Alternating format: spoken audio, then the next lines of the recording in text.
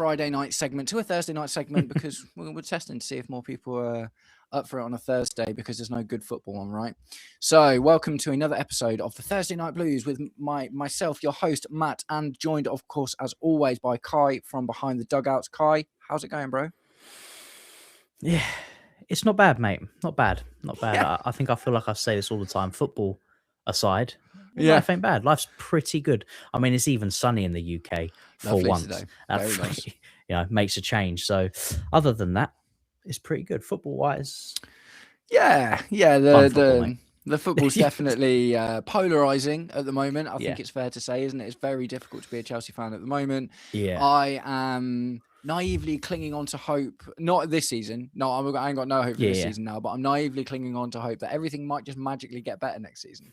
So, but anyway, let's say hello to Daniel. How's it going, Daniel? Good to see you. Thanks for joining the chat. As always, absolute pleasure.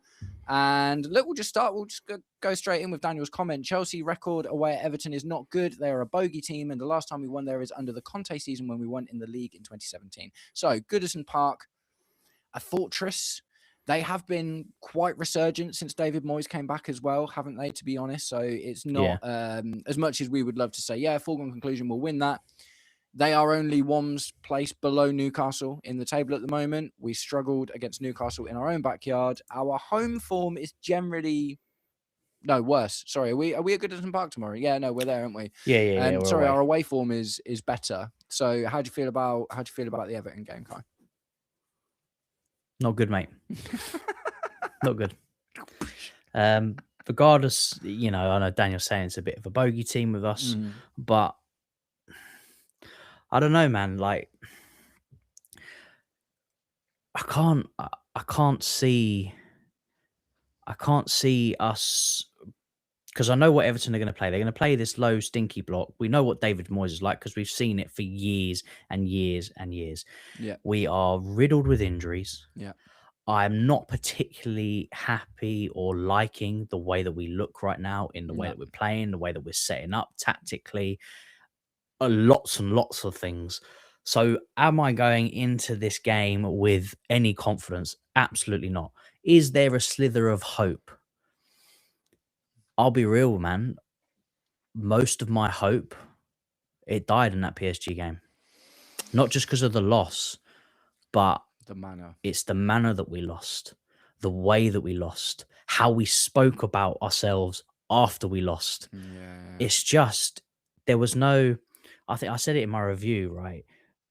They were miles better than us in every aspect. Everywhere. Obviously, you can say in the first leg, we had opportunity, and for the majority of the game, it was definitely there for the taking. Yeah. But their quality shone through on the pitch, their bench wise. And it showed how far, and I know it's crazy to say because we beat them in the Club World Cup, but that's a different time, a different era, different manager, how far away we are.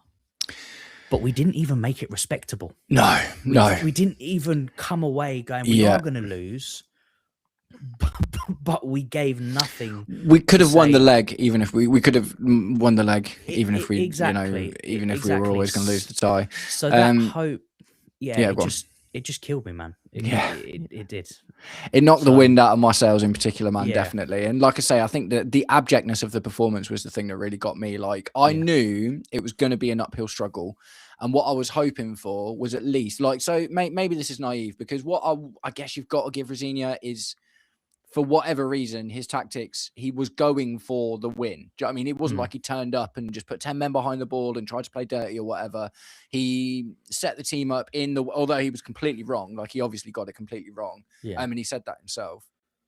I was hoping, for me personally, I was like, let's just go and get like a 1-0 or something. Do you know what I mean? Like a stinky, stodgy game of football, frustrate them in our own backyard after the absolute pacing that they gave us, and at least like work on like the team spirit and all that kind of stuff. But nah, man, it was abject. It was emotionless. There was no bright sparks, man. There was no bright sparks at all, really. Genuinely, even in most losses, like in the 5-2 loss, there were positives.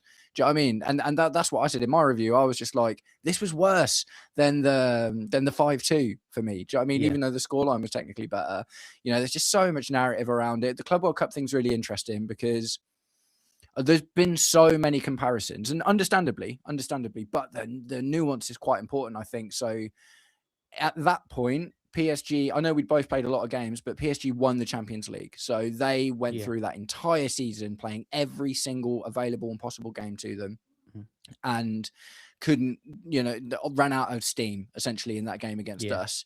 But in this game, not only are they a little bit fresher in general, they were given the week off by the French FA.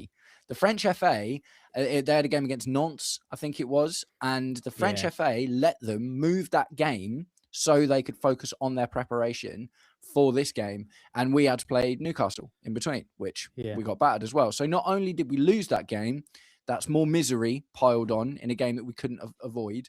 Do you know what I mean? But and PSG got to roll up to Stamford Bridge fresh as a daisy. Do you know what I mean? Like, Lee, come on then, 5-3. What can we do today? And 5-2, sorry.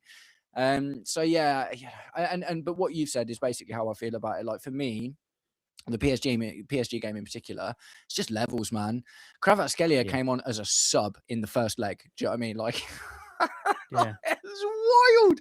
It's wild. You look subs at the that they brought on, you would kill to have in your first team. Absolutely. That's the madness. I know at the start of the season we were sort of looking at our squad depth and going, look, it's not bad. It's not bad, but when you compare it, and that's just in a depth, perception. But when you look at it in terms of the quality, it's bad. It's horrendous. No, for sure.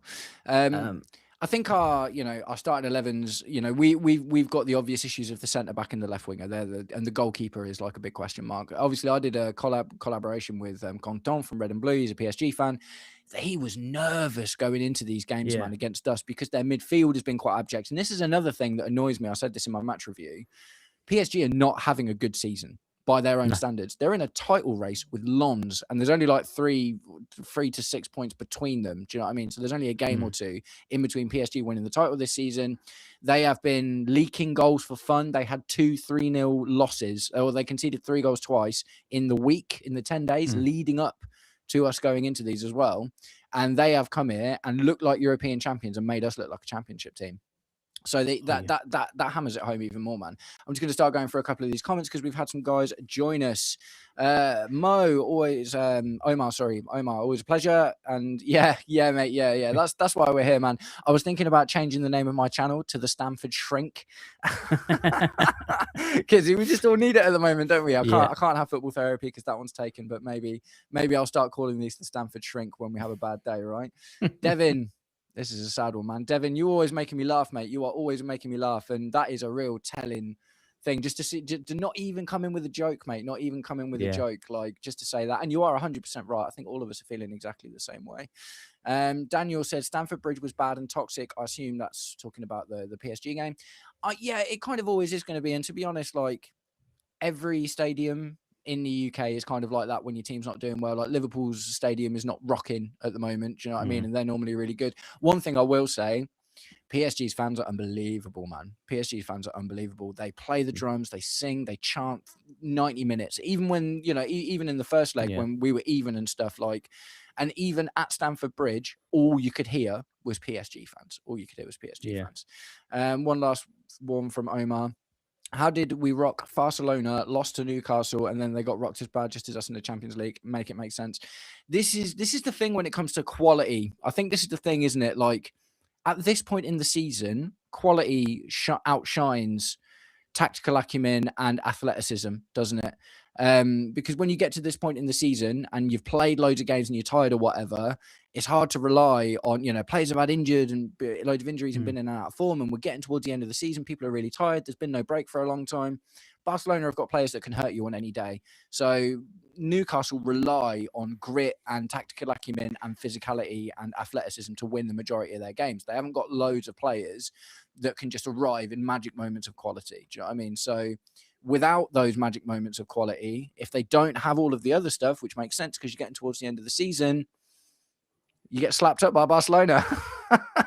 and you know what? Like, the interesting thing about that, man, obviously Liverpool came back and did all right, but Man City out, us out.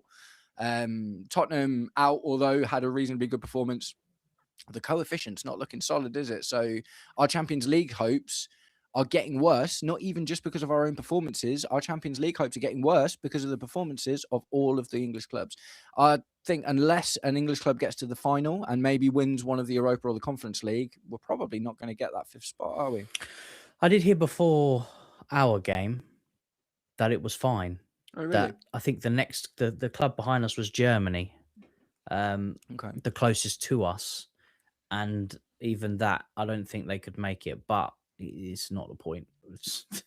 It's not the point that we are even, thinking about relying on a top 5 spot, because deep down we know when we can't guarantee us the 4th spot.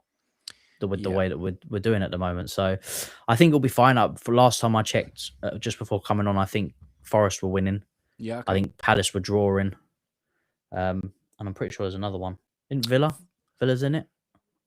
But I think they cruised the first game. Europa League, aren't they? Yeah, and I think they cruised the first game. So because what was it? Palace dropped a conference, didn't they? Because of the whole multi-club thing. Yeah. So it's Nottingham Forest and Villa in the Europa League and Palace in the conference, So, which obviously is because it's a European competition, it still counts towards it. So, I think those will go through. But it's just the story of the season, though, isn't it? Like you remember going back to the start of this season, we were doing a load of stuff like the Blue Lounge and all of that, and it was all very much like what I wanted for this season was for us to secure Champions League without doing it by the skin of our teeth.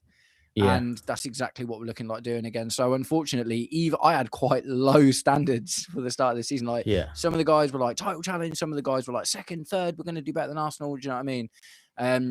All I wanted, it was top 4 without needing to worry about it. Do you know what I mean? And into the back end of the season, and hopefully a domestic trophy.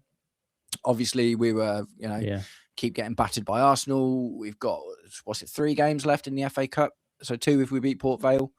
So there's still a possibility there, but unlikely just based on how things are going at the moment, isn't it? So even from the start of the season, by my own quite muted ambitions for what I wanted to see from Chelsea this season, it doesn't look like we're going to do it. Not even achieving that. No, and I think that's the problem, innit? We're not even looking like we're going to achieve the bare minimum. That is ridiculous. Yeah. On any front. So. It's not looking good. It's not looking good. I've got to laugh or I'll cry. Yeah, that's what I mean. Like, you have to laugh about it or you do cry. Yeah. How I think I said it, the Titanic, it ain't got nothing, mate. We have sunk so fast. And the thing is, right, we haven't even reached the bottom yet. We're still sinking. Yeah. When is it going to end? Because you would have hoped that the Aston Villa game, that should have been the beginning of momentum. We beat Wrexham, but we made it look very, very difficult. We did not walk that game at all. We could easily have lost that game against Wrexham. We were lucky to come out of that. Yeah.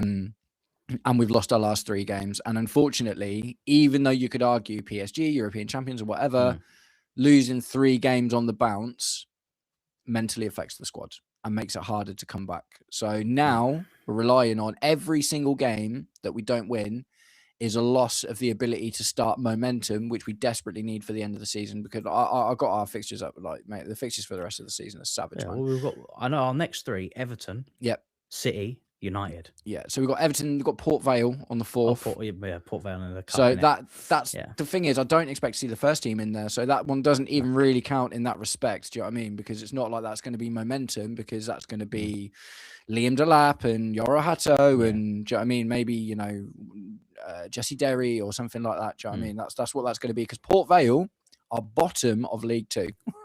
League 1, sorry. Port Vale are literally rock bottom of League 1. It's unbelievable that they've got this far. And all of their games to get here, apart from the first one, they've won 1-0, every single one.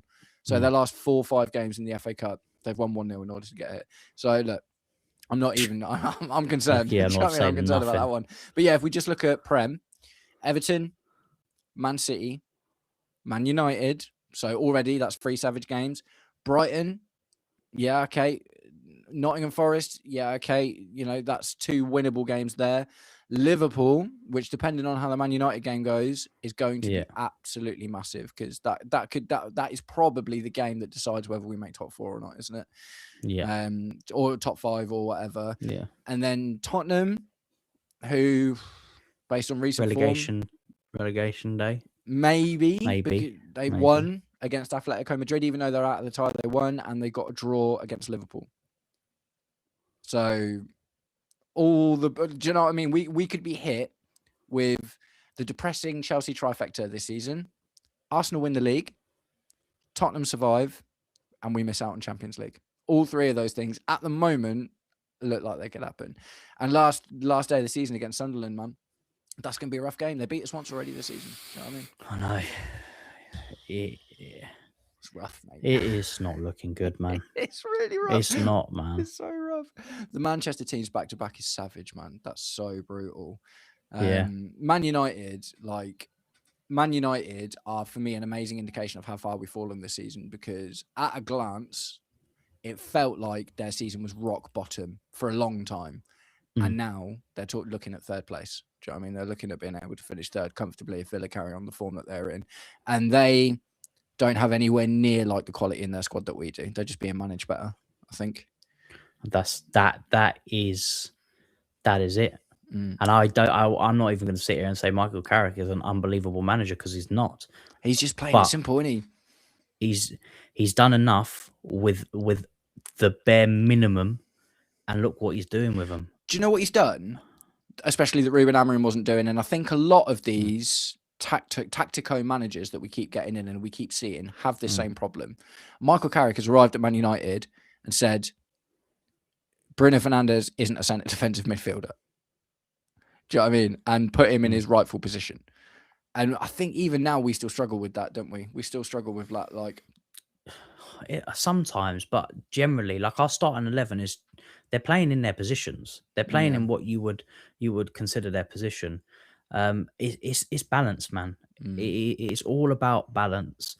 The difference, the big difference, not terms of quality of player that United have over us, is their team is riddled with experience. Bruno Fernandez, Casemiro. And then they've got the young players sprinkled around. We do not. I think, and our experienced player is Tosun. Yeah. That's our oldest player. It's really upsetting. It's really upsetting. It's so upsetting. You've got, I think the other thing as well with Carrick is Carrick's a bit more old school. He's not a system manager. He's not like this is my philosophy. This is how I think you want to play. He's like, this is what I've got. This is the easiest way to get this group of players to play well. He builds his team based around the players that he's got. He's not trying to fit players into a system that they may not be perfect for. Do you know what I mean? Right. Let's have a little look through some of these comments then. So one from Omar, question, thoughts on Liam throwing in the towel versus PSG? Was he correct on focusing for Everton on the weekend? Yeah, I think so, to be completely honest. I know that we would love to have seen more fight, and I know what you're talking about. Obviously, it was at the 60th minute he took off João Pedro and Cole Palmer. If I'm honest, as much as it hurt to see, and I don't think it sends a great message to the fans, realistically, Liam Rosenior is not sitting there thinking, I can score 5 goals in the next 30 minutes. And it's wild. Like, we haven't done anything like that all season. We haven't done anything like that for years. Do you know what I mean? Like, we do not have the firepower, the spirit, the experience, or the age, or anything to that. That would have been one of the greatest upsets in Champions League history ever. Do you know what I mean? Maybe only, the closest one I can think of is that Liverpool comeback against Barcelona where Divock Origi, they were like 4-1 down in the first half or whatever. So personally, although I don't love seeing it, I don't feel like it was throwing in the towel. I feel like it was like, right, okay, we're not going to win this game. Let's get some minutes for Delap. Let's get some minutes for Romeo Lavia. And let's avoid a situation happening to Cole Palmer and João Pedro like we saw with Trevoh Chalobah. What do you reckon, Kai? I didn't care. I didn't. For me, the game ended when the first goal went in. Yeah. That was it. There was no way back after that. What he then proceeded to do with the team after that, I didn't care, because he got it wrong initially. So whatever he was going to do, whether he wanted to save legs, didn't make any difference to me. Yeah.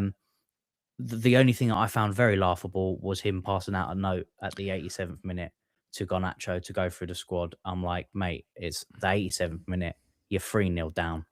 What could you possibly telling them now that you couldn't decide to tell them I actually 30 disagree. minutes ago? I actually disagree with you on that. Because I know we had the sending off. Yeah. Well, it wasn't a sending off, was it? It was we couldn't. Chalobah got the injury injured, when it and we Chalobah couldn't injury. put another guy on. All it was telling Yeah. Moises Caicedo to go to right back. And the thing is, I watched Liam's press conference today, and I agree with what he said as well. Like, do you know one thing we've been talking about all season? I know it seems infinitesimal, but at the same time, it is what it is. Experience, right? Yeah. There are 5 minutes, 3-4 minutes, whatever, left of a Champions League game against the European champions. Let's not just give up, is what that is. So it was like, instead of just saying, right, well, let's let the last 4 minutes be chaos, we're missing a man, it was just to get Garnacho to tell Caicedo to go to right back. And fair play, because that's fair enough. And you say about he gave up at the 60th minute. So he gave up and then decided to not give up at the 87th minute. No, he gave up on the tie. He gave up on the result on the 60th minute. But if you're also saying that he's still if you're getting saying your players obviously to play to the 90th minute. He's come out and said, I was telling him to go right back. Yeah. The conversation between him and Garnacho was a lot longer than tell. And why do you need to write that down on a piece of paper? Well, maybe there was more to it than that. But that's what I mean. Like, it's at the same time, it's like you're advocating for not playing to the whistle is essentially what you do. And I don't agree with that. I think if you've got any opportunity to get your players used to you, even if it's only a few minutes, football's made in seconds, mate. Do you know what I mean? Football's made in seconds. I don't think it's like, it would have been worse to have not given any instruction at all, I think. I'm not saying about not giving the instruction, that he's called the player over, Garnacho, tell whoever was still on the pitch at that time, move into right back, slot in. The paper indicates a more of a tactical approach. Yeah, maybe. There isn't a tactical approach that was needed at that point that felt the need to write it all down. That's what I'm trying to say. What are you going to tactically change? But yeah, fair enough. That's his style. Maybe it was just it was instruction for Garnacho to try and do this for the last few minutes, see if you can get some joy. How I felt it came across. Yeah. Not the fact that it was annoying that he had done it. It felt very showman-like. It was like it was for show rather than for something. That's what it felt like. He was trying to. I think it's easy to say that, but also the context is this is the first time we've ever seen Liam Rosenior in this specific situation where it felt so incredibly hopeless. So if he doesn't do something like this ever again, then I'll agree with you. But I think because this is literally the first time this might just be what he's like. The notes thing we've seen a lot. Do you know what I mean? We've seen a lot. In general. So look, I don't disagree that it was impossible to get anything out of the game and it was impossible to actually change anything. But I don't agree that Liam Rosenior shouldn't always be trying to constantly make changes, improve the team and get them to play to the whistle. I think that what that does show you is he wasn't advocating for his players just giving up completely and not trying to take anything away from this game, even if it was, look, I'm giving you instruction under duress right now. Listen to me and go and do what I tell you to do. I think I'm not saying that it was going to change anything. I'm saying in another game, in another time where it's 1-1 and we need that for the win and we've got 4 minutes left, that exact same thing doesn't get questioned at all. Do you know what I mean? I think it's only the context of the situation that makes you question the action, but the action itself, I think, is always a positive one.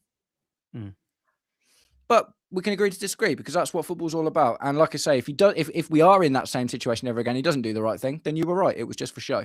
And he was just trying to show the fans and the board and whatever that it's just about him. That's the thing, mate. Do you know what I mean? And only time will tell on that one. But I do think it was interesting. I'm glad it got brought up because I did sort of agree with him in his press conference. Exactly what he said is like, I'm never going to stop trying to find ways to make the game better, even if it seems like all is lost. And I think that's a good mentality to get to the players as well, isn't it? Because we have given up a couple of times. The players have dropped off and stuff. The problem with that statement, and I'm not talking about the writing down, is you say that statement, but then you gave up at the 60th minute. So it's hard to make that statement. He gave up on the result in the 60th minute, and the tactical instruction that he gave in the 87th minute wasn't to change the result of the game. It was It was to reinforce and continue working with his squad in a big high-profile game against a difficult opposition for a full 90 minutes. So I do think that, again, for me, they're two different things entirely.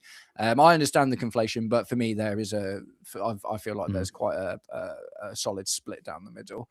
Anyway, Daniel, what European football do you think we will get next season?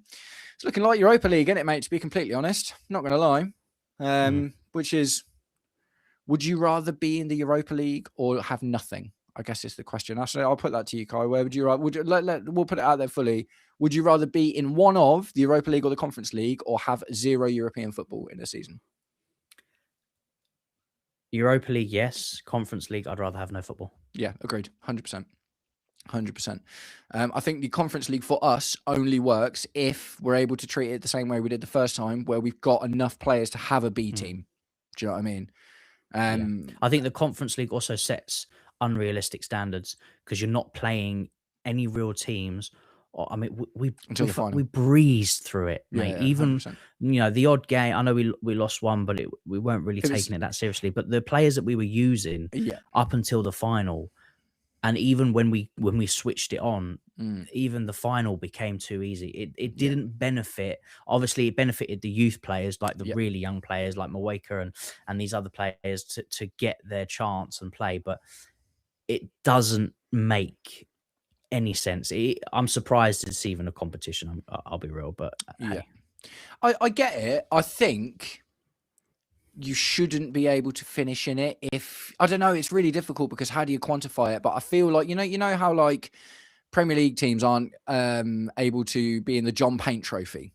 Do you know what I mean? Like that's just for certain sorts of teams, isn't it? I feel like there should be something like that with the Europa League where if you get a certain amount of points or I don't know, it's difficult because then, I don't know, it's hard to say, but I don't feel like any of the big six should be able to play in the Conference League because that is almost a definite, like you're just going to win it. West Ham won it, do you know what I mean?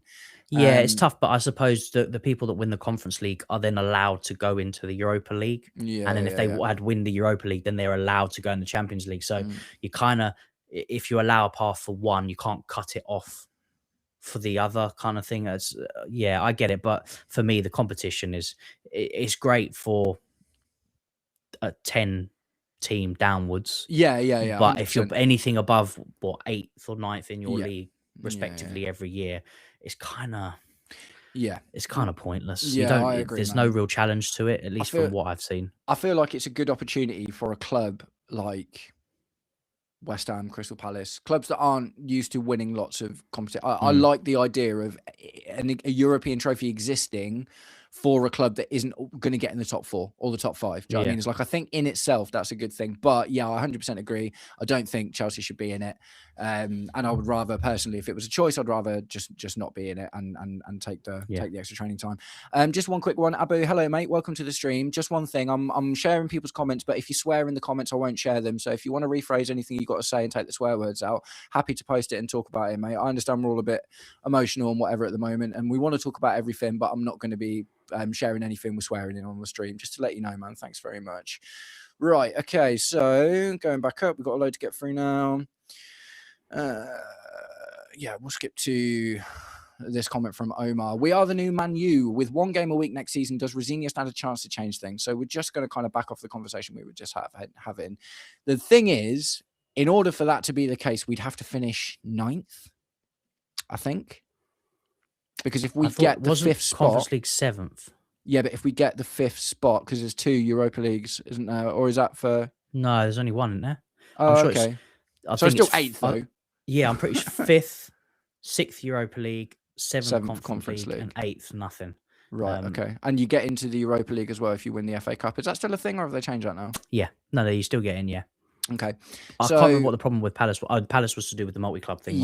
Palace is because I think it was Marseille or Lyon. Marseille or Lyon, one of those two is there was like a 26% stake owned by the same guy. So they were not allowed to be in that because them's the rules. So backing off of that, the savage thing about that, right, is to even consider that, like I say, we have to finish 8th. So that means we actually have to have a horribly poor rest of the season in order to even talk about this. But if we finish 8th and Liam Rosenior stays in charge, what do you think we'd have an opportunity to get into the Champions League spots next season if that was to happen? No, because we wouldn't be able to reinforce as well.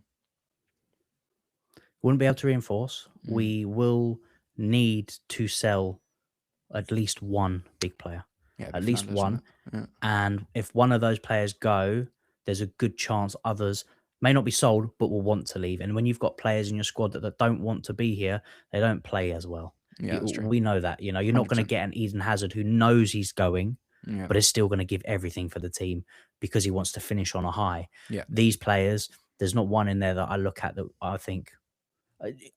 The funny thing is, right, Enzo Fernandez, a player that is potentially thinking about going, is one of those players that I would look to that go. He would give everything because that's what the Argentines are like. Yeah. And if he's willing to up and down tools, there's no other player. Maybe Caicedo. Maybe. I mean, João Pedro still tried to give what he could, but he's not been here that as long as the rest of them have. Yeah. So, no, we wouldn't be able to reinforce. We'd lose players. And like I said earlier, it's about balance. You can't have a young squad and a young manager. A young, inexperienced manager. You have to have one of the either. You've got to have an experienced squad at the Premiership level. When you want to achieve the big things, you can't do it. And we can sit and we can hope and we can wish that it turns around. We've had many years with many different managers with the same squad at various levels at the beginning where they had nothing to what they are now, where they've had a few years under their belt and they still can't achieve comfortable top four, which is a bare minimum for us. And we're losing the way that we did to a PSG team. So no, I don't think it would be as easy. Oh, we've got one game now, so he's got more training sessions and it should be an easier push. I don't think so. I think it will be even harder, to be honest, because we won't be playing as much. So do you think in that respect then, do you think that Michael Carrick, if us and Man United both went into a season with Michael Carrick and Liam Rosenior and the exact teams we've got now, do you think Man United would still finish above us in a whole season if neither team had European football? Based on the players that they've got within their squad and the fact that United haven't had Champions League for a long time and they still managed to invest and bring in players, probably yes. Do I think Carrick is a great manager? No. Do I think he would do as well as he's doing now over an entire season? No. But do I think he has a better chance with the level of experience of squad he has? Yeah, because he's got... The thing is, his experienced players are players like Casemiro, who's won Champions... I know he's old, but Champions League. He's still doing it now, isn't he? You've got Bruno Fernandes, who's banging in... I mean, he's close to breaking the record of assists. You know, those players make a big difference when galvanizing. And then you've got, you know, I know he's injured at the moment. We've got Delic, who I think is a good centre back. He's definitely better than a lot. Lenny Oro's decent. Yeah, Lenny Oro's not too bad, but it's sprinkled where you've got us, and obviously you can argue now that those young players are now becoming older players. Yeah, we still don't have a Harry Maguire though, do we? No, I suppose.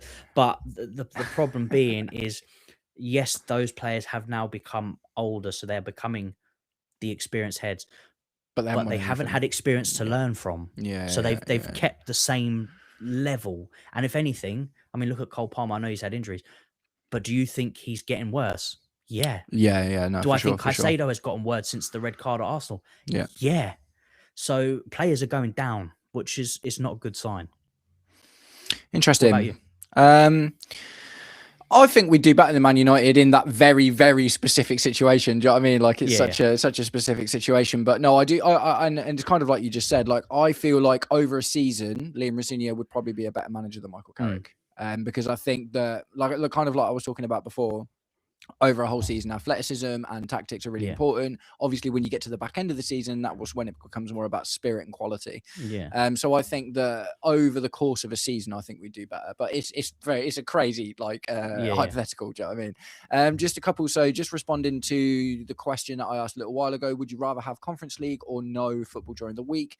There seems to be unanimous agreement between CFC 2015, 1 game a week, please, and also Abu. Thank you very much for rephrasing that, by the way, Abu. I'd rather have nothing because why give these owners more money? Like, fair enough. Fair enough. For me, it'd be like, I'd rather just take the time to spend with the team because we've seen how much it's benefited Man United. We saw how much it benefited us under Antonio Conte when we won the Premier League because we had no European football. But if it's just because you don't want to give anything else to the owners, that's absolutely fine, man. Fair play. Right, so a couple of good ones. Omar, you're on fire tonight, mate. Much appreciated. How does Hakimi doesn't get a red card for that tackle? VAR didn't even check it. I thought that was wild, to be honest, but maybe I'm a little bit influenced by the fact that nobody else talked about it after the game either. There wasn't like VAR, where's VAR? Maybe it was just because of the result, but it was such a severe effect on Trevoh Chalobah. I am surprised it didn't get looked at. What do you think, Kai? Yeah, I mean, I'd have to watch it again to obviously it's gutting to see that it happened to Trev because he's been consistent at time. He's for sure. Probably still, even though our defense is not great, still one of our better defenders. But I'd have to watch it again to see if it did deserve a red card. Yeah. But I understand why nobody's talking about it because of when it happened and the state that we were in at the time that it happened. Yeah. It would have become like it's like an excuse. Oh, what was that red card going to do for us? No, that's why nobody's really talking about it because it kind of didn't make any difference. But yeah, I mean, is that the reason though? Is that the reason that it wasn't looked at because of where it was, or do you think that like actually what happened there? Because it looks. That's savage, I'd have to see it again. Yeah. I've seen the freeze frame. Do you know what I mean? The freeze frame looks brutal. And he's out the thing for 6 is, they weeks always slow it down, which makes anything look worse. So it's tough. And I wouldn't want any player to be injured like that. But to say it was a definite red or not, I don't know. But definitely the fact that they didn't even VAR check it when they have the opportunity to do it. At least I didn't hear it in the commentary. No, Omar was saying that they didn't. So the fact that how much attention was I paying by that point though? That's the thing, innit? I mean, probably the VAR people had gone home by then. The guy didn't even play freaking the extra time, did he? Got to 90 minutes, blew the whistle. 90 minutes, blew the whistle. Yeah, so, that is brutal, man. That is so that's brutal. That's how you know you've had a bad time. Because there was subs, goal. There was at least 3-4 minutes of extra time in that game. Oh, got one from Daniel as well about the Conference League or bust situation. Daniel actually says, I would have Europa League football next season, so he's the same as the other guys. If it's Conference League, I'd rather play one game week in the Premier League, focus more on FA Cup or League Cup. Yeah, no, it's an interesting one, isn't it? It's definitely an interesting one. Another one from Omar on Liam Rosenior. Is he a big game manager? We had the blueprint to beat PSG after the Club World Cup, and yet we just handed them the match by trying to play it out from the back instead of long passes that cause them problems. Yeah, it's he really went hard with it. In the first game, though, didn't he? Because he played pretty much, apart from Colwill, which you had Fofana in instead, it was almost an identical match. It was just the goalkeepers was different, wasn't it? Because it was Jorgensen and different, Fofana. But apart from that, the rest of the team was exactly the same. I think it's a difficult one, man, because it's like we had the blueprint to beat PSG in that situation, which was the last game at the end of a very long season where they'd won the Champions League already. They had a much, much, much harder run up to that final than we did as well. They had to play like both Madrid teams. They had to play Bayern Munich, I think.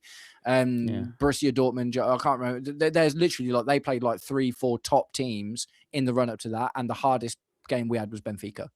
In that whole run-in. So we got so lucky with the draw as well. So I do think that there is, as much as I waxed lyrical about it when we done, of course I did, because they're the champions of Europe, especially now getting battered by them in retrospect, zooming out a little bit, and it is easy to see the situation probably played a big part in it as well. And we had a lot of fresh faces. We are not a lot, but we had like João Pedro, who was a totally fresh face, and they just had the same. The thing is, we did attempt it in the game at times. I mean, João Pedro, and even in the second game, got ball over the top and got in behind. Obviously, keeper made some good saves, but they definitely struggle with an over the top ball. You can see it. You get in behind, but the thing is, it was it was so rare of an occasion that we were doing it. Not I mean, got much even height in the in the first team, leg, have they? Pedro Quite Neto a was small team. flying past them every Yeah, time. that's true. That's true. And we didn't even attempt to use the same Yeah. when we know, even though we absolutely bottled it after the 70th minute, it was still effective in the first game, but we kind of just changed it again. Yeah. So yeah, it's one of those. He is not identical to Maresca in all the parts, but he's definitely a tinkerer as well. He likes to change it, and maybe even more. We've seen 3 at the back a couple of times already, haven't we? And yeah, so, no, definitely. I mean, I don't hate the idea of trying to take each game as it comes, but I do think you need a solid identity as well, don't you, to be able to kind of fall back on. Yeah, I suppose you don't really create yourself any kind of style from it. I know that you can say, oh, the style is being adaptable, but you'd never create a style that you imprint on the teams that you play against. You're always matching a style to beat their imprint, which a club like Chelsea, you should be imposing your way on the other team rather than adapting to their way. I'll tell you why I think it worked for Maresca, and I don't give Maresca a huge amount of credit since he came out and said what he said after the Everton game. We've talked about it a lot. Like, I'm no lover of Enzo Maresca, but what I will say in his defense, because I'm an objective person, Maresca only adapted to the team when the team had a better squad than us. Yeah. When our squad was at the level of or better than the team that we were playing, we played the same way. And when we went, the reason we got these results is because, and that's 100% to give. And I think the problem with that with Liam Rosenior is tinkering with tactics, team to team. For every team. At the moment. He said it, didn't he? Yeah. So yeah, that is an interesting one. Like I say, I don't have no love for Enzo Maresca, and I like Liam Rosenior as a person, whereas I never really vibed with Enzo Maresca. I've actually got a question for you, mate. Yeah, go on. And I know I can already see your answer to it because you kind of mentioned it in your video today. Yeah.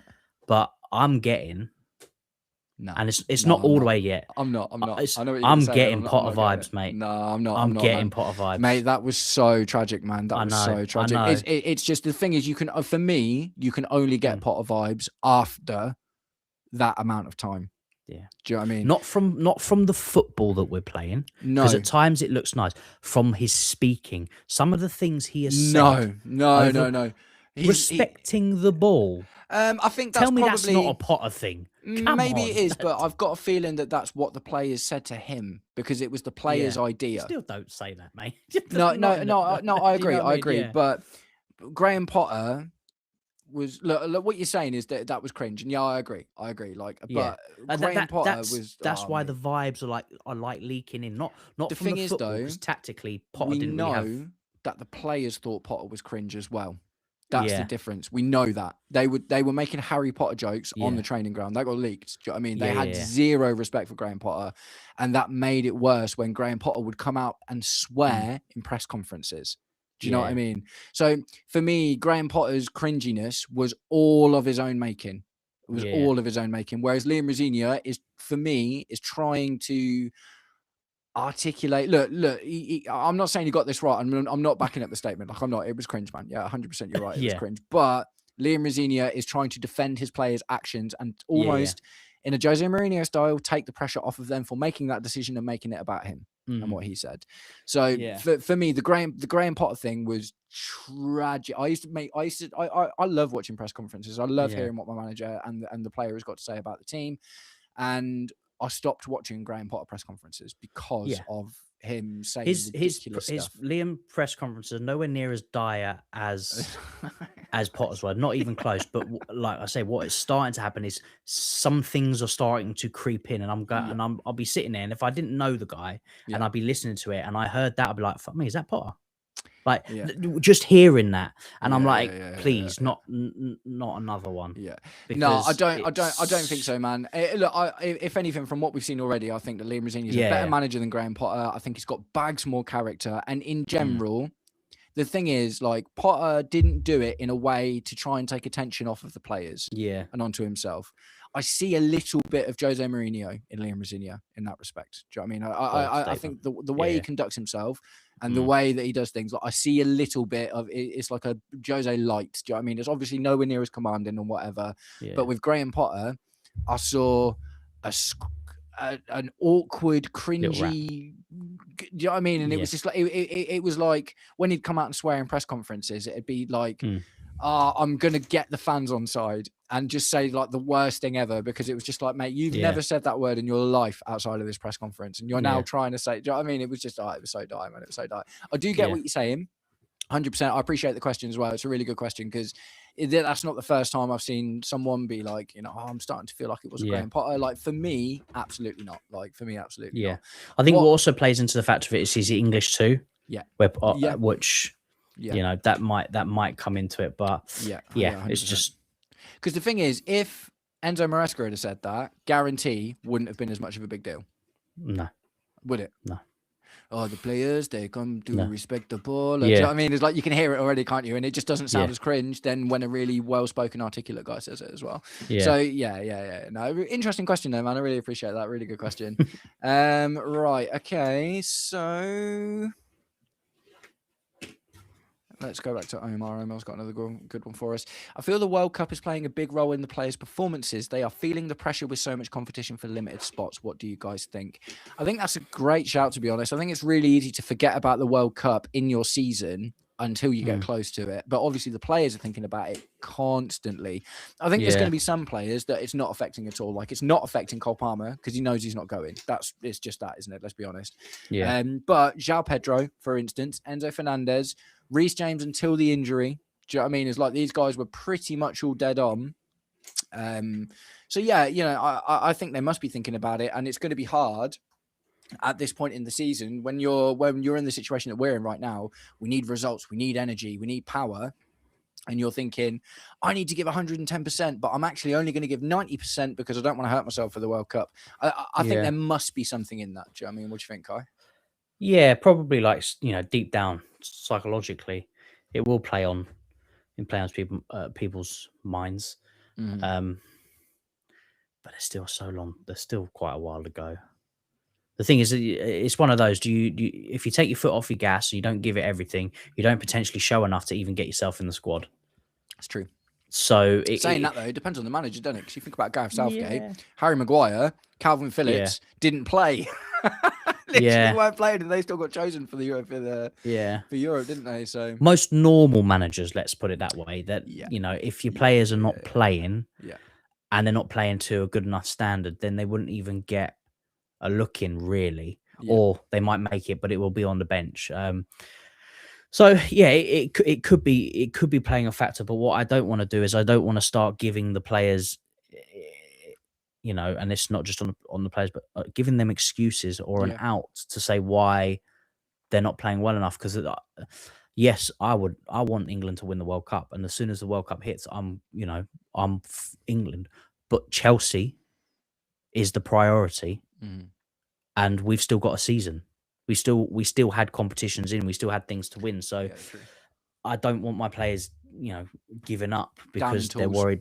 Yeah, down in tools when it's crunch time, because this is crunch time. This is where we need things to happen. So no, I totally agree with you, man. I think like the thing I'm only saying from just as an individual humanistic perspective. Do you know what I mean? As an individual player who's desperate to, like, you got to think about South American players as well. Like, playing for their countries is more important to them than playing for their clubs. That is just how it is.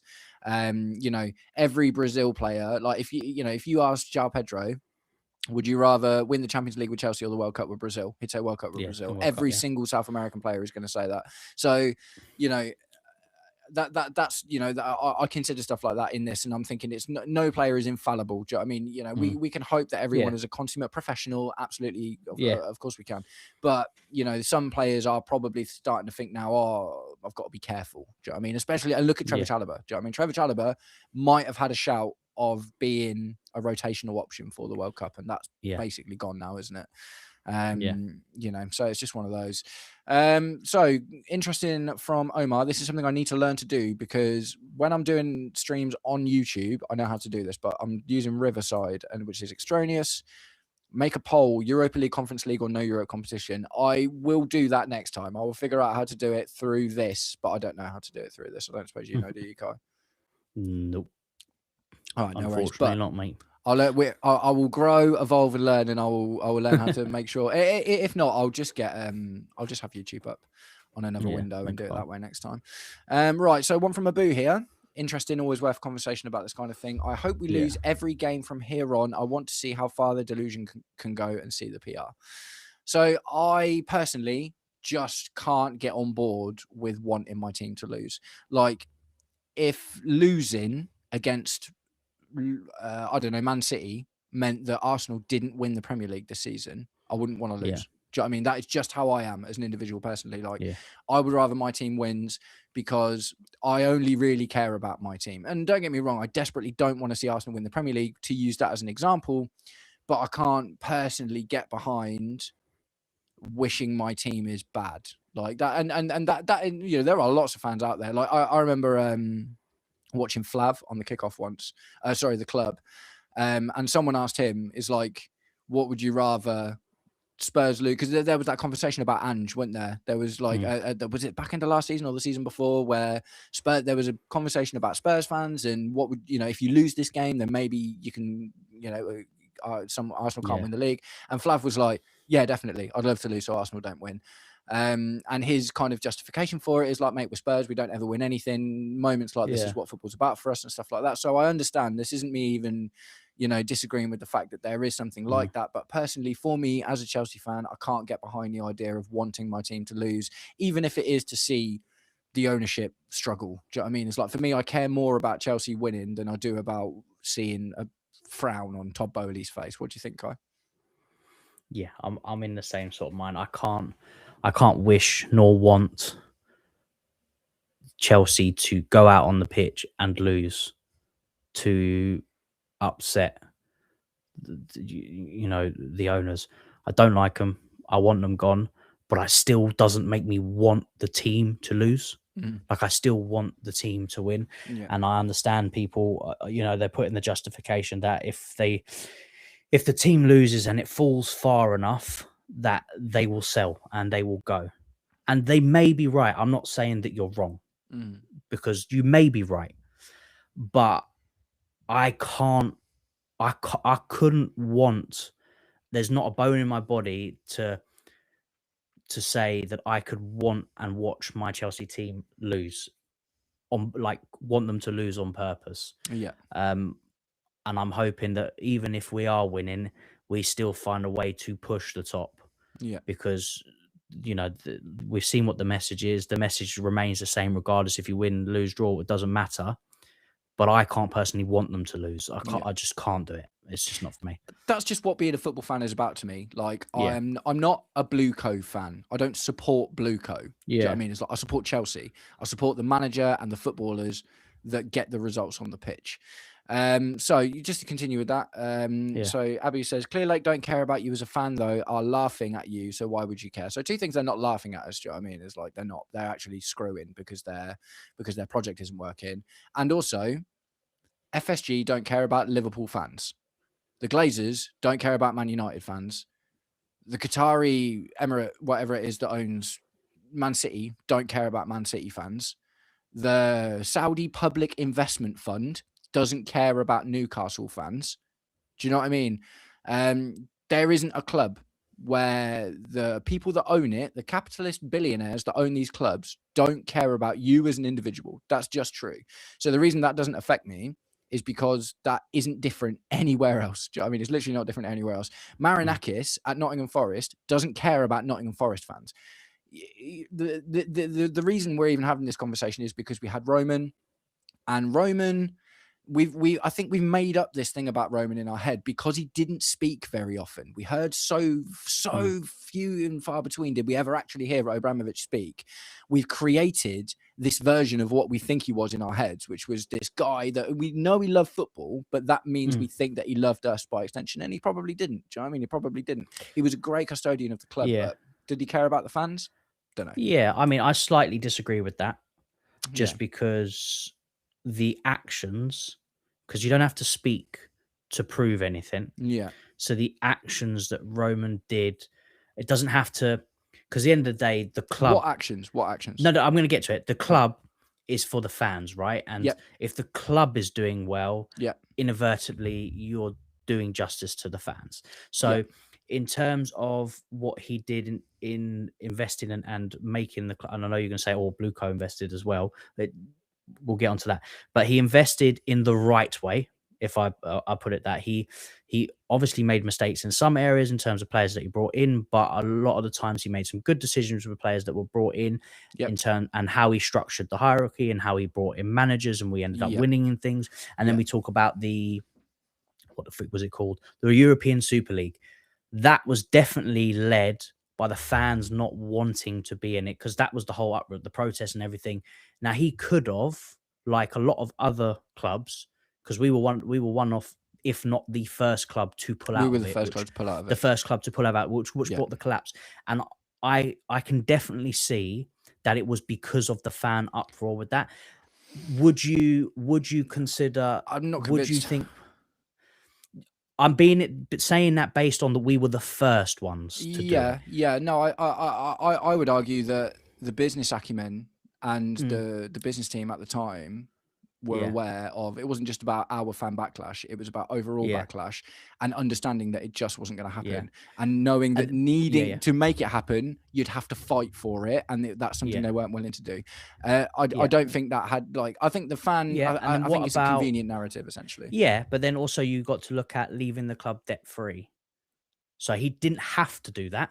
There could have been a stipulation in the clauses of the person that's buying in, maybe they had a reduced rate because of the debt, but he did it not for the new people coming in. He did it for the club. Okay, so and you can say it's for the club, but at the end of the day, the club is for the fans. What we've evolved into is a conversation specifically about Roman Abramovich, which is fair enough, but that is one of 7 examples that I gave. And the salient point that we're talking about here is, do owners care about their fans? And I think in modern football, like, no, not modern football. It's a rare occasion, and no owner is going to solely go off the back of the fans, because it's impossible. At the end of the day, the fact that they've become billionaires is because they're ruthless. Exactly. Let's be real. That's the plain heart. But it's having a balance at times when you need to have the balance. And I think I can say that Roman did, but I can say these guys do not. I think it is imperative that you look like you care about your fans from a purely capitalistic business perspective. I think you have to look like you care about your fans. But the reason that I like, and like I say, I'll bring the comment up again just to make sure that we don't get too far off it. Clear Lake don't care about you as a fan, are laughing at you, so why would you care?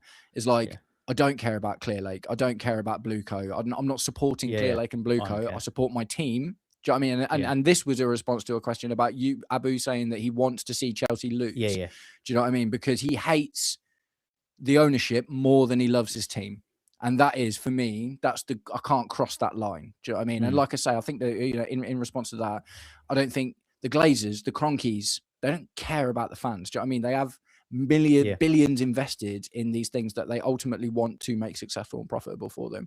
I don't respect Blue Co, but I think they're more honest about how they're treating their club than a lot of other owners are. And I think that this is what the future of football is going to be like, unfortunately. So I'm not just let myself get too wound up about it. I would disagree with Man City there being winning trophies on repeat to buying the right players and not care about player sales.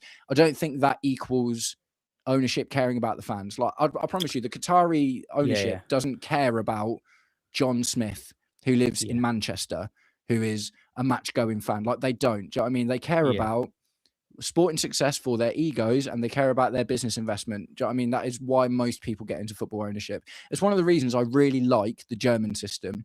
The German system's so good for this because they've got a 49-51% thing where the club any club in Germany can only be owned up to 49% by investors, and the rest has to be owned by fans. And if we lived in a world like that, football would be completely different, but we don't. One of the reasons why the Premier League is the most exciting league in the world is because we are able to be completely funneled. We're able to have money completely funneled into us, and that allows us to pay Donnarumma 500 grand a week to play goalkeeper for Man City. Do you know what I mean? And it's the pros and cons of it, right? We get to see some of the best players in the world, some of the most exciting football, some of the most competitive teams on a regular basis, and that's really normal for us. But yeah, the other thing you lose is the fan culture. 100%. It is a trade-off. So Omar, what do you guys think? Excuse me. What do you guys think was going through the owners' heads after witnessing fans leave at halftime, especially after the comments made by one of their directors? Really interesting point, man. What do you think, Kai? Look, they're not going to be happy, not so much with the fans leaving, but the fact that it's not going the way that they want. Because I can tell you now, not that they want nothing more than to see Chelsea succeed because they want Chelsea to succeed. They want it to succeed so they can sit there and go, I told you so. That's what they want to do. And it's not going that way. So I think it's that they're going to be frustrated, nowhere near as frustrated as we are, because we have a different level of frustration. Because what they'll do is they'll go, right, we'll restart again in the summer and we'll try again. Where we're at the point we don't, enough's enough now. We don't want to restart. We don't want to restructure. Or with you guys, it's not working. You know, you don't need 4 years to work that out.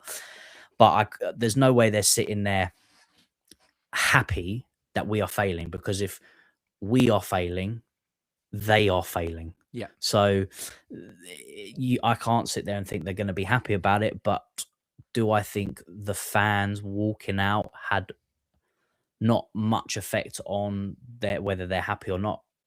Obviously, it wouldn't affect their pocket at that point because everyone's already paid their ticket. So that's not going to make any difference. No. The only thing it affects is their image, which would affect their investors, which over time would affect their pocket. But in that instant, in that particular game, nothing would have affected it just yet. I think the manner of the result is more important to ask whether it affects the directors and the ownership than the fact that the fans walked out. The fact that the fans walked out was a result of the nature of the performance that we gave. And for me, the nature of the performance, we got absolutely annihilated by a team with a similar model to us, with a few different things. Like, they've got a little bit of experience in the team, they've got a world-class manager, but apart from those two things, the models are the same. They're building a young squad. They've got the 6th or 7th youngest squad or maybe their squad's even younger than ours, actually, I'm not sure, but they've got one of the youngest squads in European football. They're European champions, and they have just handed us our rear end on a plate over 2 legs and spanked us in our own backyard. I think that you can't ignore that.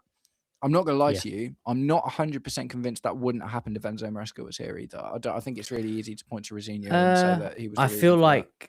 I feel like we probably still would have lost, but I don't think it would have been as heavy. Probably not. No, that's fair. That's fair. I don't. Maybe a 5-2 over 2 legs rather than 8-2. Yeah, because what was happening before Maresca left or decided to leave is you could see players were down in tools and players weren't happy with the style, the way we were playing. So we can't say that wouldn't conceded to have proceeded for the remainder of the season, and players got even more and more frustrated.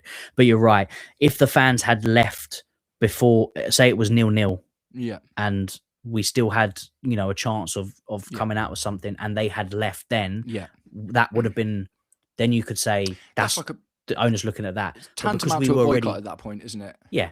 Then it becomes a boycott. Then that's a statement from the fans itself. But at that point, we were 8-2 down on aggregate. It was 3-0 in the game. It was more a walkout on they've had enough of what they've seen. The result is terrible. It's a different kind of thing. I don't think, and to be honest, I don't think any walkout at that point in that particular game would have made any kind of statement.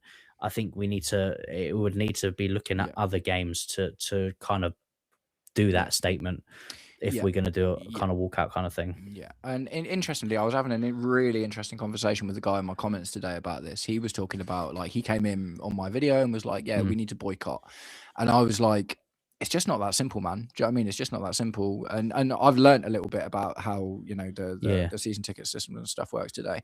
And I was like, the thing is, if fans start boycotting, they lose their season tickets. And he was like, he said, tell me how that works. So I looked it up, and actually Chelsea is one of the only clubs in the Premier League that doesn't have a minimum requirement for attendances and appearances in order to maintain your season ticket. Like Man United, you've got to go to 16 out of 19 home games, otherwise you lose your season ticket. And it's better or worse for other clubs and stuff as well. We're actually one of the only clubs that doesn't. But if we were to start talking about boycotting, they're changing that. So do you know what they're doing next season? They're making all season tickets digital as of next season, which is new. Do you know what I mean? Which is brand new, because and you know, stuff like that, they're going to start tracking. I think they will be able to track who. Well, I'm surprised they don't do it now, because even though it's not digital and you have to take your ticket to the gate, you still scan it into a system to say that you're there. So I'm surprised they I mean, they probably are. Let's be and real. once you go out, you can't come back in as well. So if you leave after 10 minutes, you can't come back in afterwards. Like, that's it. Like, you're gone. And they'll, you know, I wouldn't be surprised to see them put like sensors in the seats and stuff. Do you know what I mean? To be like, right, this person paid for this seat and they were only there for 8% of the game. Therefore, and they've done that 3-4 games in a row. Therefore, that person is boycotting. Therefore, we move the ticket on to someone else. And looking at how Blueco treat the club, do you know what I mean? Treat the club. Like, I wouldn't be surprised to see things like that at all. Todd Bowley literally owns part of a ticket reselling company. Do you know what I mean? So it all plays into their hands, man. It all plays into their hands. But yeah, I just don't think boycotting will ever happen, to be honest. I don't think you can galvanize 40,000 match going fans to stop going to games. No, I mean, you potentially could get a section, maybe like the Matthew Harding end, maybe, because that's where you get like the more diehard side. But yeah, I mean, the likes of East Stand and stuff like that, there's all families and stuff, so they're with their kids. They're not gonna boycott generally. So even the guys that went to the protest, like most of them, that's the thing, isn't it? Went to the game. Yeah, that's the thing, right? And I haven't personally spoken on the protest, not because I don't think it should happen. I 100% think it needs to happen, but I was so. I don't know if it may sound hypocritical, because I personally couldn't get there myself, but I was advocating for the message and advocating for people to go there, obviously respectfully, not violence or anything like that, but to put your message across. But to see the turnout, it was slightly disappointing. Yeah, and I'm kind of reserved, because I feel like if they were to go, which we are going down this protest route, and we were going to get the same turnout, I think it could have a very, very negative effect, because that protest did not look good, and not in terms of other teams looking at us, but in the eyes of the ownership, they're looking down going, a measly 100 people. That's nothing. If we were now we're going through this motion, and, you know, I've had it now with them, and we go and we turn up with another 100 people, and obviously Excel, you know, starts with 100, but the problem is you've got 100 standing there, and you've got 40,000 just walking, waving, even some of them even stopping and taking pictures, and going inside the stadium like nothing's happening. They're going to laugh it off, and it could play not just a negative effect in the eyes of the ownership, but also something like that could absolutely rip the fan base into two, because you'll have the side that are so, you know, so heavily on the hatred, so much want Blueco, that could end up arguing and fighting against the fans that are not attending, and are laughing it off and stuff like that, and that we could end up fighting each other rather than fighting the people that we should be fighting. I think the weird thing is, I don't think fights will break out, because what there isn't. No, not physically. But no. But I mean, even like a battle of attrition. Do you know what I mean? It's like, I don't think that sort of thing will happen, because there are Blueco out people, but there are no Blueco in people. Yeah. There aren't two sides. There is one side. There is only the side that wants them to go are the side that are being vocal about it. There is no one, literally not a single person that I've ever seen that is like, I love Blueco and I want them to stay. That doesn't exist. So there isn't really a battle to be had. There is only the people that want them gone versus the people that don't care enough to say anything about it, essentially. I spoke to a content creator who went to the protest, but they went to the protest because they were going to the game, and they didn't take part in the protest, but they just wanted to see what was going on.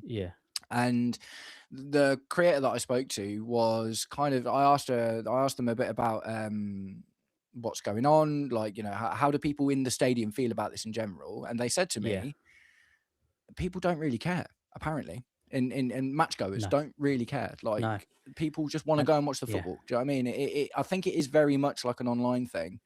Where we see a lot of, you know, a lot more of and that's and you've hit the nail on the head, innit? That's the harsh fact, is that most of the people that could potentially make it, or that could make a difference, that could start it off, are the people going to the games, because that's where it's televised, that's where it can be on show, that's where you can sing your heart out. But it feels like the more push is coming from And you'll probably even find that some of the people that are going there are the people behind the keyboards that are sitting in front of a camera Yeah, that are definitely. saying this, but when they're there, When push comes they to don't shove. do it Yeah. because maybe they see that there's not enough people, so they think See, there's not a this is mistake, or why I they're too can't do worried it, about going man. in. This is why I can't do it, because I am not a match goer. So it feels so disingenuous of me to tell match goers what to do with their season tickets, with their money. I support the message and I want to see change in the club. Like, I'll always be honest about that. But the reason that I can't tell people go out and protest, and it's because I'm not going. Do you know what I mean? And I'm not a match goer, and I'm not paying all of this money to go and watch Chelsea. Do you know what I mean? So like I say, it just feels so disingenuous for me to come out there and be like, oh, this is how I feel about buy it. your And ticket, but I still think don't go. you lot that spend all the money, you have to go and do this thing. Me, I'm not going to do it, but you need to go into it because you're a ticket. Like, I just can't be that guy, man. Do you know what I mean? I absolutely just can't be that guy. I said the protest it's your right to to have your voice heard. It's not a prerequisite. It's not you have to. If you feel passionate enough about it and you want to do it and you feel like your voice can make a difference, then yes, by all means do it. But no way should anybody tell you you have to do it, because it's at the end of the day, it's not your money. It's your choice what you want to do and how you want to go through life. So the ones that want to do it, I hope they feel brave enough to do it. For the ones that don't want to do it, just don't push the wrong message. Just go watch the game if that's the case. So the group that organised the first protest is now organising another one. It's the same group, So it's the same group, and something has come out, and they have said that this is essentially going to be the agenda, and they've given an agenda of things. Keep the message direct. No talking about ex-managers. No talking about ex-players. No talking about Spurs or other clubs or anything like that. So what is good is they have taken something from their last one, and they've taken the feedback, and they've seen where they think it's gone wrong, and they are looking to make a stronger message this time and keep it more clear and direct. So there are positive signs already that if there is going to be another protest, it's going to be more successful than the first one. And I hope that idea of a clearer direct message can get more people to get involved. Do you know what I mean? 100%. But anyway, let's move on from that now. Let's get back to the football. And a good question from Omar: when will you guys do a keep, loan, sell video at the end of the season? So I've done 2. I did, well, honestly, my first ever, I did a series of videos when I started being a YouTuber nearly 10 months ago, and I did 4 videos covering the whole squad, keep, loan, or sell. And I actually did one about a month ago as well, just where we are at the moment. But Kai, will you do a keep, loan, sell video with me in between the season ending and the World Cup starting? Yeah. Cool. I actually think it'd be interesting. I would like to try and maybe get a couple of creators to do it all together. Same time. So if I get like me, you, and 2 others, we all say keep, loan, sell, and then or maybe we get an odd number, maybe 5 or 3. But then that'd be easier, wouldn't it, if we do that? And then we'll do it like an aggregate score thing. Do you know what I mean? So like this is between the 5 of us, this is what we would do. I think that'd be an interesting video. But definitely, I'm 100% up for doing that. That'd be really cool. Peter, hello Peter, welcome to the stream, mate. We've been lied, lads. I mean, is it a lie, or were they just really, really, really overzealous about what they thought they'd be able to achieve in a small space of time? I guess the problem as well is we haven't even been under this model for such a long time, have we? Like when they came in, Todd Boehly was like, oh, Sterling and Koulibaly, and I want Cristiano Ronaldo. And now, after a year or 2 of that, then it went to, okay, we're only buying players if they're 25 or under, and we basically just want 19-year-olds in the squad. So even within their original messaging, their actions have been so inconsistent. Do you know what I mean? It's they haven't even given themselves a proper chance to build over that 4 years. Yeah, I mean, I can't even sit here and say that they've lied to us, because they've told us what they're going to do. And they ain't changed from it. We're not happy about it. We don't like the way it looks. It's not worked. But they haven't gone, we're going to buy experienced players and then buy kids. They've said, we're buying kids. Whether you like it or not, this is how we're going to do it. So they've been upfront about what they're doing. More than most owners, but absolutely, it's not good enough. They're not good enough. And it's not even, I'll say, you can say it's a time for change, but for me, it's not about changing the model. That opportunity, that time for me, passed in the summer. That's when they had the opportunity to change and maybe go in a different direction. Now, it's not, the change is it's not good enough. So it needs to be a clear out from top to bottom, which is, let's be real, a long time. It's going to take a while. Do you know what? Let's go nuts. Let's do it. Let's do a quick fire. Keep, loan, or sell. Go on. Right, hold on. I'm just going to get there. And I'll just do the current, no loan players, we bought them and they're coming in or whatever, just whoever is on the books at the moment. Robert Sanchez. Sell. Philip Jorgensen. Sell. Teddy Sharman low. Oh, loan. Gaga Slanina. Sell. Okay, so we've got no goalkeepers. Yeah. Mark Cucurella. Keep. Tosin Adarabioyo. Sell. Benoit Badiashile. Sell. Levi Colwill. Keep. Mamadou Sarr. Keep. Yoro Hato. Keep. Trevoh Chalobah. Keep. Reece James. Keep. Malo Gusto. Oh. Keep. Yeah, same. Wesley Fofana. Sell. Josh Achampong.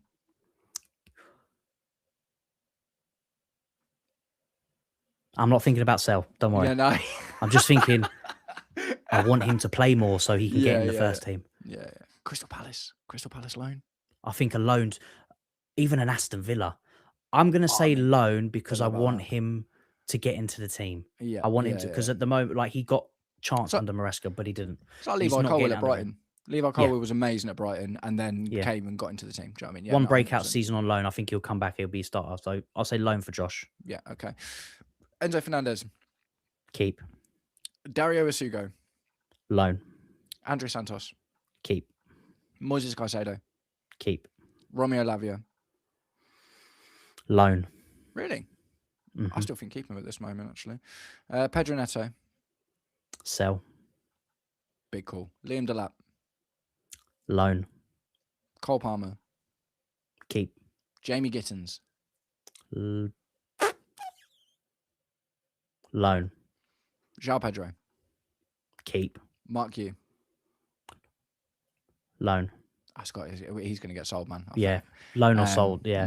No, I would love to keep him and watch him hopefully grow into a great player, but I think he's just going to get sold. Alejandro Garnacho. Keep. Yeah, agreed. Mykhailo Mudryk. Does he even get to be in there? Well, he's on. He's literally. Think about all the players that we've got hanging around, and he's still there, man. In last season's kit as well. You know what? Keep him. Yeah. I actually missed the guy. I know he weren't great, but that's how tragic this has gotten, man. That's how tragic this has gotten. That we're starting to look back at Mykhailo Mudryk and go, maybe, maybe, maybe he comes back and is the new Eden Hazard. Yeah. But yeah, so that's a very, very abridged version, and obviously a lot can change between then and keep Esteval. Yeah. Well, did I not say Esteval? I don't think, or at least I missed him. The thing is, like, it's easy to say that we should need to scrap our whole wing situation. The problem is we can't. I think there's a few that we can sell and loan out and bring in better quality and more experienced players, and then have other players as backup, which is where my mind's going with it. I agree with you completely. Like, I think that in it's a tricky one, the Gittins Garnacho saga, isn't it, between the two of them, because neither of them are good enough at the moment, but Jamie Gittins is younger, cost more, and maybe has a higher ceiling than Garnacho. So you loan him out to develop. Garnacho gets kept as the backup player for another season and then gets sold at the end of that season because then you'd be able to make a profit. So unfortunately, it's not you can't even judge it with a footballing mentality, can you? You've just got to look at it and be like, do you know what? No. And the goalkeeping thing is, and I think I said this, I think I was on the stream with you when I said it. If the idea is to go down this route with possession-based football, none of these goalkeepers are good enough. So it will be sell everyone, loan who we need, and then bring in top class keeper, bring Penders back into players number 2, and then you can have another academy graduate that's coming through as the third choice. Those will be my 3 goalkeepers. I said before, I don't think Edison would be a bad shout to go through Okay, for so Fenerbahce, 31 years old, this not is interesting old. because CFC Oh, there you go. 2059 is saying do the players to bring in realistically. He added to that Yeah. as well. So we'll do that. We'll go through the positions. So your shout for a goalkeeper is Edison. I'd say Edison. If we're going to play this possession-based football, Yeah. there's not many goalkeepers that are as good as he is on the ball and as comfortable. He's been at City. He's won everything. Why do you think he fell out of favour at City? I think it was just because of his age, and they were looking to now build on. And I think also the opportune moment came. Donnarumma became available. I don't know if he went before. Well, that. No, he did. They'd already got rid of him because they bought Trafford. Trafford was the gambit, and Trafford did really bad at the start of the season. So then they went and got Donnarumma. Yeah, they bought Donnarumma. I think he kind of fell out with Pep, but at a goalkeeper at 31 years of age that has won so much, that is so good on the ball, that could teach Penders. Yeah. Because that's what we want. We want a goalkeeper that's a good shot stopper, which Edison is a decent shot stopper, but is really good on the ball. He needs to learn from someone that's really experienced. And I don't want someone that's just a bit better than Sanchez. I want someone that is miles better in terms of playing with the ball that can teach Penders. There is a problem with that, though. And I think we are in danger of finding ourselves in a similar situation to where we found ourselves with Jorgensen. If we bring back Penders from loan, where he's playing every single game, and put him underneath an Edison, who is probably going to start the majority of the games, because what we don't want to do is chop and change goalkeepers. Do you remember the whole Raya versus what's his name, Ramsdale thing? Yeah. Do you know what I mean? And it was costing them. Do you know what I mean? Yeah. So I think the problem with that, and I love the narrative of it. Bring in Edison, who is the best keeper playing with the ball at his feet. He's a good age. He's not so old that he's still able to play a lot. I love the narrative of it. But the problem I see is look at Philip Jorgensen now. Philip Jorgensen is too young to be a backup goalkeeper. Do you know what I mean? And he wants in the first team too much, so he's going to get edgy about it. If we bring Mike Penders back from being a first team goalkeeper for an entire season, he's not going to be like, oh no, I'm happy to be here and I'm playing 9 games a season because I'm at Chelsea. Like, no, he'd rather stay at Strasbourg for another season. So he's going to get. I hear you. I'm thinking on the lines of, and I know you're going to say it was only a year, but thinking on the lines of Courtois, he played first team football with Atletico. He was bought back in to play back up to Petr Cech. Yeah. I think if at the end of the day, Edison has gone to Fenerbahce, and though he's still young and his career's not over, he's gone to Fenerbahce where he could come back to the Premier League, which is the best league in the world, potentially get back in the Champions League and things like that. I think if you say to him, look, here's a 3-year deal. Yeah. For the first year, maybe 2, and obviously have the discussion with Penders. Your job, you'll be the first team, but your main job is to get this guy ready. And then you tell Penders, look, you've done great at Strasbourg. You're what we are looking at in the next 2 years to be our first team. But what we're going to do is we want to bring you in, want you to learn from this guy. I know it's difficult, but also Penders is younger than Jorgensen. I think Penders is like 18, 19, isn't he? No, he's like 21, 22. Is he? Oh, he feels younger than that. Well, we've had him for fucking ages then. Yeah, exactly. No, he's in his 20s. But I think you can, because what you're not doing, which is slightly different with the Jorgensen and the Sanchez situation, is Sanchez is not that much older than Jorgensen. It's like, 2-3 years difference. He's also... No, Jorgensen's like 23, 24. Sanchez is like 28. Yes. 28? Yeah. Are we sure? Sanchez so. Don't feel that old, mate. I feel like Sanchez is like 26. I thought he was 28. I could be wrong. 28. It's 28. Jeez. Okay, so there's... right, so... But in terms of Penders, if he's like 22, to Edison being 31. Yeah. And also, Sanchez has not won what Edison has. So there's a couple of things. First, Courtois. Yeah, I agree. I love the idea of that same situation, but Courtois won the league with Atletico Madrid. So he was good enough to be our first team goalkeeper when he came in. Do you know what I mean? Petr Cech was 38.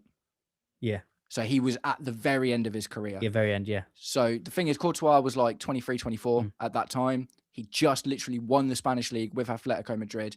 We're not talking about the same, like, Penders is nowhere near as good right now as Courtois was when we brought him in back from loan and asked him to fight with Petr Cech, who then eventually ended up going to Arsenal.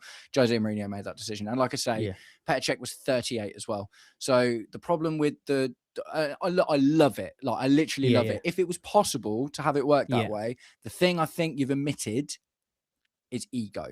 And I think that's a really huge part of being a goalkeeper in particular. Yeah. Gianluigi Buffon once did an amazing interview where he said the most important thing you need as a goalkeeper is ego, because you need to actually believe that you're never going to let a goal pass. And look at Robert Sanchez and the issues we've got with him. So 31 is not old. To look at Edison and to say to him, Edison, for the next 3 years, your job is to raise this neck. Like, no, he's a 31-year-old goalkeeper. As far as he's concerned, he's in his prime. If he's going to go somewhere, he's the first team goalkeeper, and he's not coming to be someone's nanny.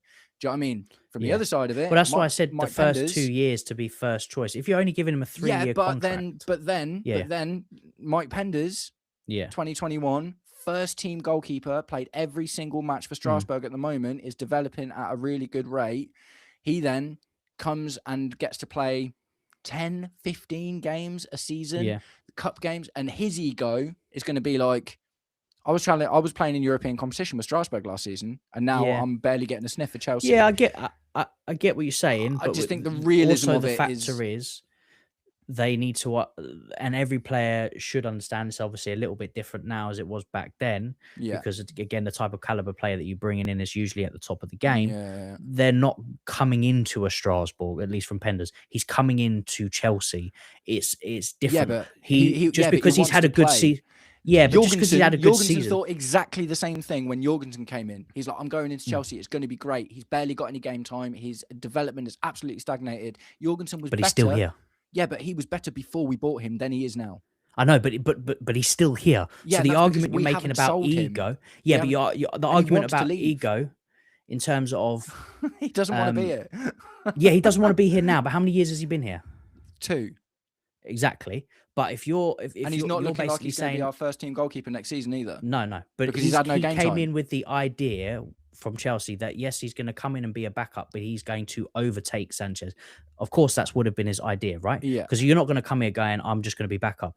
So if Penders comes in, or we ask Penders to come back in, he's going to have the same mindset. He's not going to turn up and go, Edison's number one, and go, oh, I'm not number one, so I'm not going to come join. No, he's going to come in with his ego going, I'm going to topple him quicker than in the years that you're planning out. I think the ego can go both ways. I don't think it's as cut and dry as... No, I do, genuinely. I think there's a much bigger gap. I think there's a much bigger gap between Penders and Edison than there is between Sanchez and Jorgensen. I think Jorgensen comes in, looks at Sanchez, who was third choice keeper at Brighton and has been dropped every single season at Chelsea since he's been here, and he gets offered that project and he goes, I can do that. I don't think Penders looks at Edison, who you literally just said is the best in the world. We're playing at the ball at his feet, and he's won everything. He's got all this experience. I don't think that Penders goes, yeah, I'm coming in and I'm taking that spot. Oh, his ego can't be that big then, can it? Yeah, but he's literally like in his early 20s and he's only just started playing first-team football. We're making assumptions on both sides. I'm assuming that he would be okay to fight, and you're assuming that he wouldn't be. So we can assume it all day long, but there's been many occasions where clubs have bought in top quality players that could be starters for any team in the world and we had riddles of them at Chelsea, and they were all fighting to compete for the same spot, and some players weren't even becoming starters. I mean, look, Willian was probably good enough to be in a lot of teams as a starter, but he wasn't. Maybe at the back end of when we were sort of having cut and run with wingers, he did become that starter, but he wasn't in the beginning. So look, I would present the opportunity. That would be an ideal situation for me, Edison and Penders in an ideal world. And I don't think it's too far from the realms of realistically, but I also don't think, especially with this ownership, that we would go in for someone. I think more I can see it is we'd have Sanchez and Penders next season. That's what I could see. I don't think so. I think Sanchez has spanked it now. I think Sanchez has had 4 managers and all of them have dropped him at some point. Every single one. I think there's only so much you can give. I think Sanchez has gone. I think Jorgensen's gone as well. But do you think they'd sell both? Yeah, you think they sell both? I do. So then they'd have to get 2 goalkeepers. So I feel like what it could be is, I personally, right, when I think about the Penders thing, I'm thinking, would I rather the situation you've just explained, where we risk Penders coming in, not getting any game time, either getting worse or agitating for a move, a la Jordi Petrovic, for instance, who's not just willing. Jordi Petrovic wasn't willing to, and he was told, we want you to fight for the spot this season with Sanchez, and he said, no, you either give me the number 1 or I'm going. So he decided to go. I would rather let Penders get first team football again for another season to get to that Courtois level where he can come in. And I think where we are right now, I don't look at Penders and think you would definitely compete with Edison, for instance. I think it's possible that we go in for an Edison style player. Or even Robin Roos. He's a lot younger, but I do think that it's possible very likely we go in for another young goalkeeper. But if we do that, if we buy another first choice goalkeeper next season, I think we either keep Sanchez and bring Penders back and let Penders inevitably beat Sanchez out for that spot, or we leave Penders out in Strasbourg, get a first team keeper, sell Jorgensen, sell Sanchez, and promote one of Teddy Sharman-Lowe or Gaga Slanina. Because the thing is, if you've got an Edison, you don't need a number 2 keeper, really. Do you know what I mean? And maybe for the odd league game or for depth, you will do. For depth. Do you know what I mean? Yeah. But and more than that, I want a Mark Schwarzer or an Asmir Begovic or a Marcus Bettinelli. Do you know what I mean? I want someone like that hanging around, like a 35-plus-year-old goalkeeper to be our backup goalkeeper. Yeah. But really interesting one. So we'll move on from goalkeeper. So defenders, right? Like I think both instantly, me and you can both 100% instantly agree we don't need fullbacks. I think we're fine for fullbacks, aren't we? Reece James, Malagusto, Josh Ashampong, super happy. Yoro Hato, Mark Cucurella, also very happy. Centre-backs needs surgery, essentially, doesn't it? Yeah. So you've said Benoit Badiashile gets sold. Tosin Adarabioyo gets sold. You would sell Wesley Fofana also. Yep. Which means they take a book loss. So I think they'd probably sell Chalobah before they sold Fofana for that reason. But either way, we're looking at selling 3 of our first choice centre-backs. So that leaves us with Trevoh Chalobah and Josh, Levi Colwill. How many centre-backs do you bring in? Mamadou Sarr. Okay, okay. So that leaves us for me, 4, one of which is only really of starting quality. Yeah. So obviously it's gonna be very dependent on how Levi comes back, because that's still, we don't know what kind of level is coming. But let's just say he comes back and he plays the way that he was playing. Yeah. He's your starter. Yeah. I would then buy a starter. Yeah. And then have Mamadou Sarr, because for me, Josh, because I want him to become that start, I think a good season out on loan would do him wonders and push for that start. Get a Premiership one, let him play every single game, have a great season, come back, and then get that number 1 spot. Or fight for it. Even in the fullback position, to be honest, because I think he does well at fullback as well. Yeah, agreed. But not I so would much bring in but fullback, wingback. Yeah, I would bring in an experienced from the ages of 26 up that has been playing at the top of the game, not a toss-in. No. That's from Fulham, a winner or free, but a proper solid centre back. Senese, I mean, even is it Lacroix from Crystal Palace? It's not a bad shout. I like Lacroix. Yeah. In an ideal world, I think Bastoni would be amazing, but I also think it's unrealistic. I don't think he would leave. Really expensive. It would be very, very expensive. But in terms of experience level, he's probably one of the best ball-playing centre-backs around. Yeah. Interestingly enough, and I know I said I want experience, but experience doesn't always have to come with age. Howson is decent. Murillo, not bad on the ball. But again, it's that Forest side that is really struggling. Murillo for me is more like he's like another Chalobah. Yeah. Rather than this guy, and he's also left-footed. Do you know what I mean? But so maybe as a rotational option for Levi Colwill, that would be cool. Yeah. But I don't see him being the guy. Yeah. So for me, Bastoni would be ideal, but I would be looking at. It's harsh to sound. I know the centre saying that would be a realistic, but you sort of want to try and go for a little bit of a higher quality for the starting centre back. What about one of Arsenal's? They've got loads, and some of them are not happy they're not getting game time. What's the geezer? Do you think we wouldn't get Saliba? No. Gabriel's a start. Gabriel's like the main one. Gabriel and Saliba are Real Madrid waiting to happen. One of the two, at the very least. I don't think we'd get either one of them because they're. Where's Ruben Diaz now? Is he still at City? He's still at City. If they get the thing is, do you know what's interesting is what people have been talking about recently is the fire sale from Tottenham. So is Mickey van der Ven an option, and B. I wouldn't mind Cristiano Romero if the geezer could control his temper. No, he can't. I think he's the thing is with him is he is a leader. Yeah, but he's also a red card waiting to happen, and we got he's a enough of loose them. cannon, and we can't. And I don't think Mickey Van der Ven, I think, is a good defender, and I don't put his recent red card to the point where he is a loose cannon and he gets He's been red one cards. of the best players for ages. Yeah, now, do you know what I mean? but he also plays on the left hand side, so true. you'd have to then again, it's another Levi Colwill. Switch one over. I think Colwill or make him play on the right hand side. So's Ruben Diaz. Yeah, so is Bastoni. I'm pretty sure. Yeah, this is the problem, isn't it? We need a right footer, really, don't we? We need a.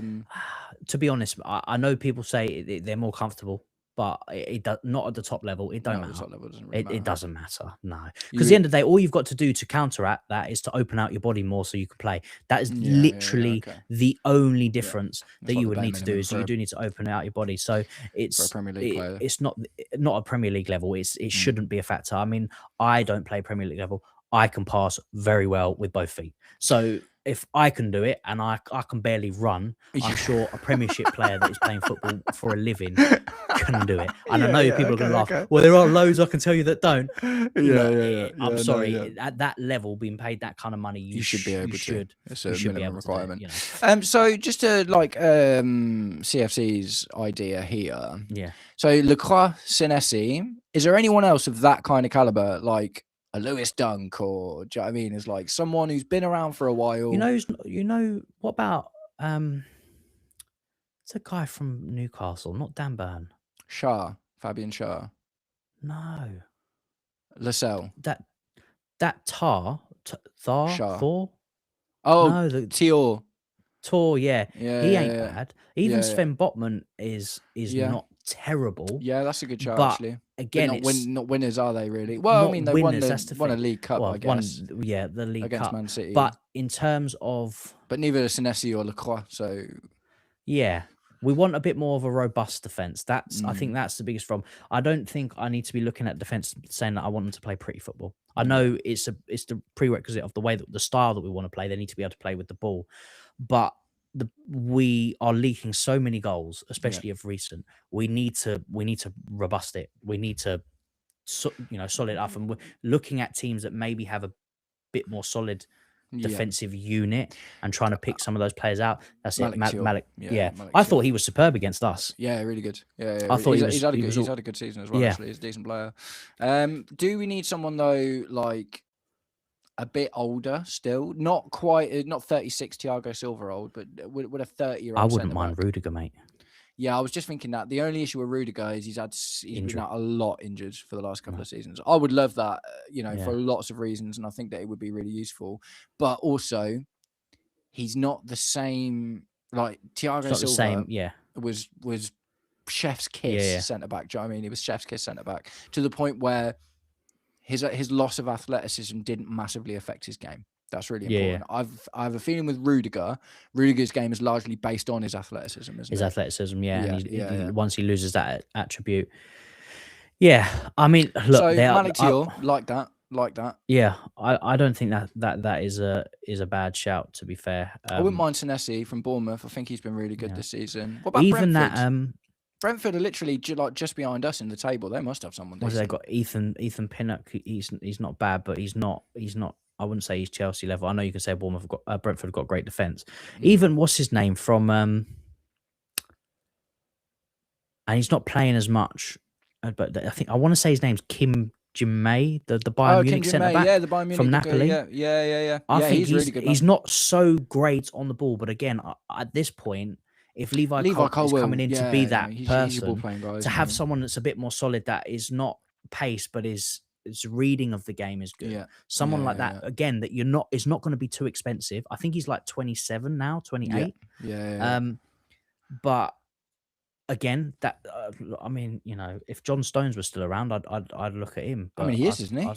Yeah, but he's like falling off the planet, mate. I don't know what's happened to him. Kim Min-jae is 29. I don't hate that at all, actually. I think actually he represents the perfect profile of centre back that we need to go for. I'd be more willing to wait for people like Mamadou Sarr, and even to an extent, like I'm not as done on Fofana as you are, because I think Fofana, this is his first season back after 2 years of basically being out for ages. So and we've seen lots of promising stuff from Fofana. So I'm not totally done with him yet.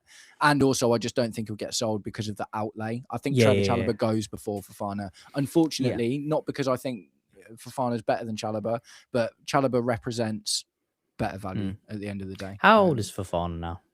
25, 26, 25. Yeah. Yeah. Every time I watch 26 in Fofana December. play, he just looks like a player that has got a mistake in him every game. That's a shout. Branthwaite From Braithwaite, Everton. yeah. Everton. Yeah, it was a big talk in the summer, lad. isn't it? Left-footed though. Again. Another left footer.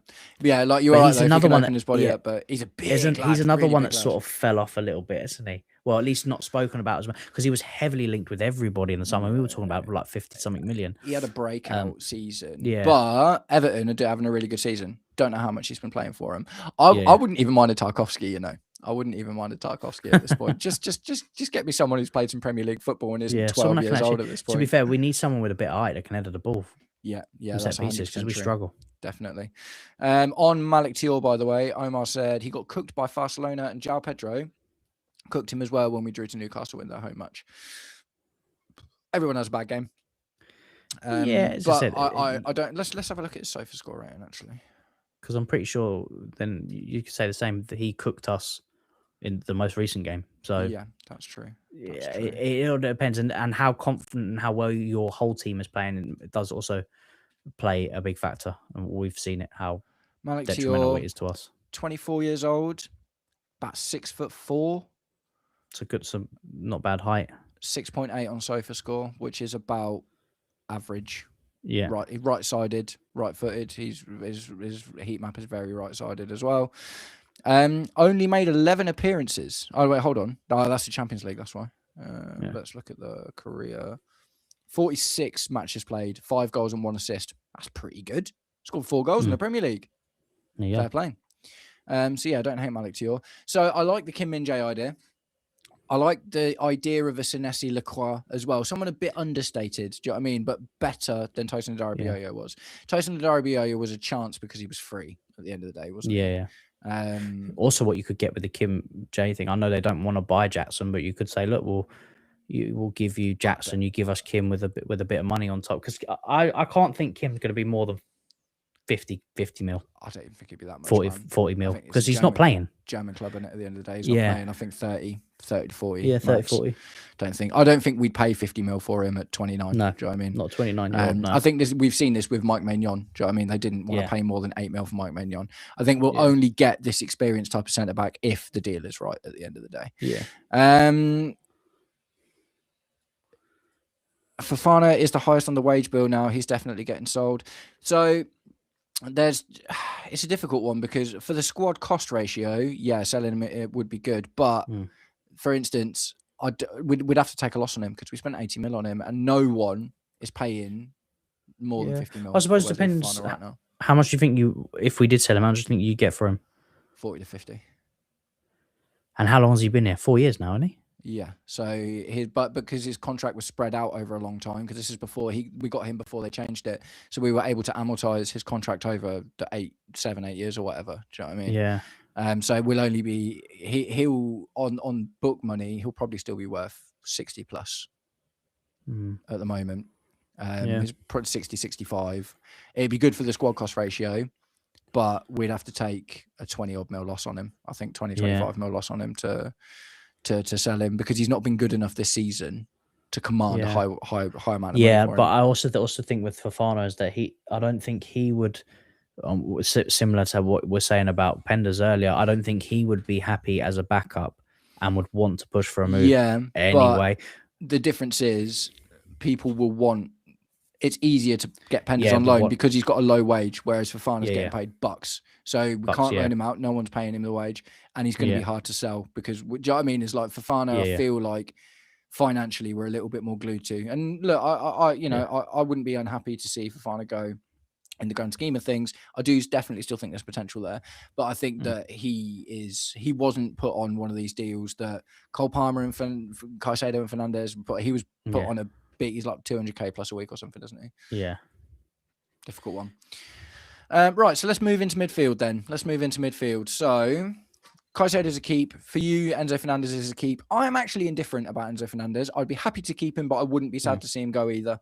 Yeah. I am not like in love or or hating him one way or the other, Yeah. if I'm completely honest. So Dario Asugo loan, I can maybe see that happening depending on who else, because it talks about well, we'll get into who we're looking at in a minute. But yeah, Moises, I think the thing is, my issue with Enzo Fernandez is he's not obviously the best partner for Moises Caicedo in midfield. No.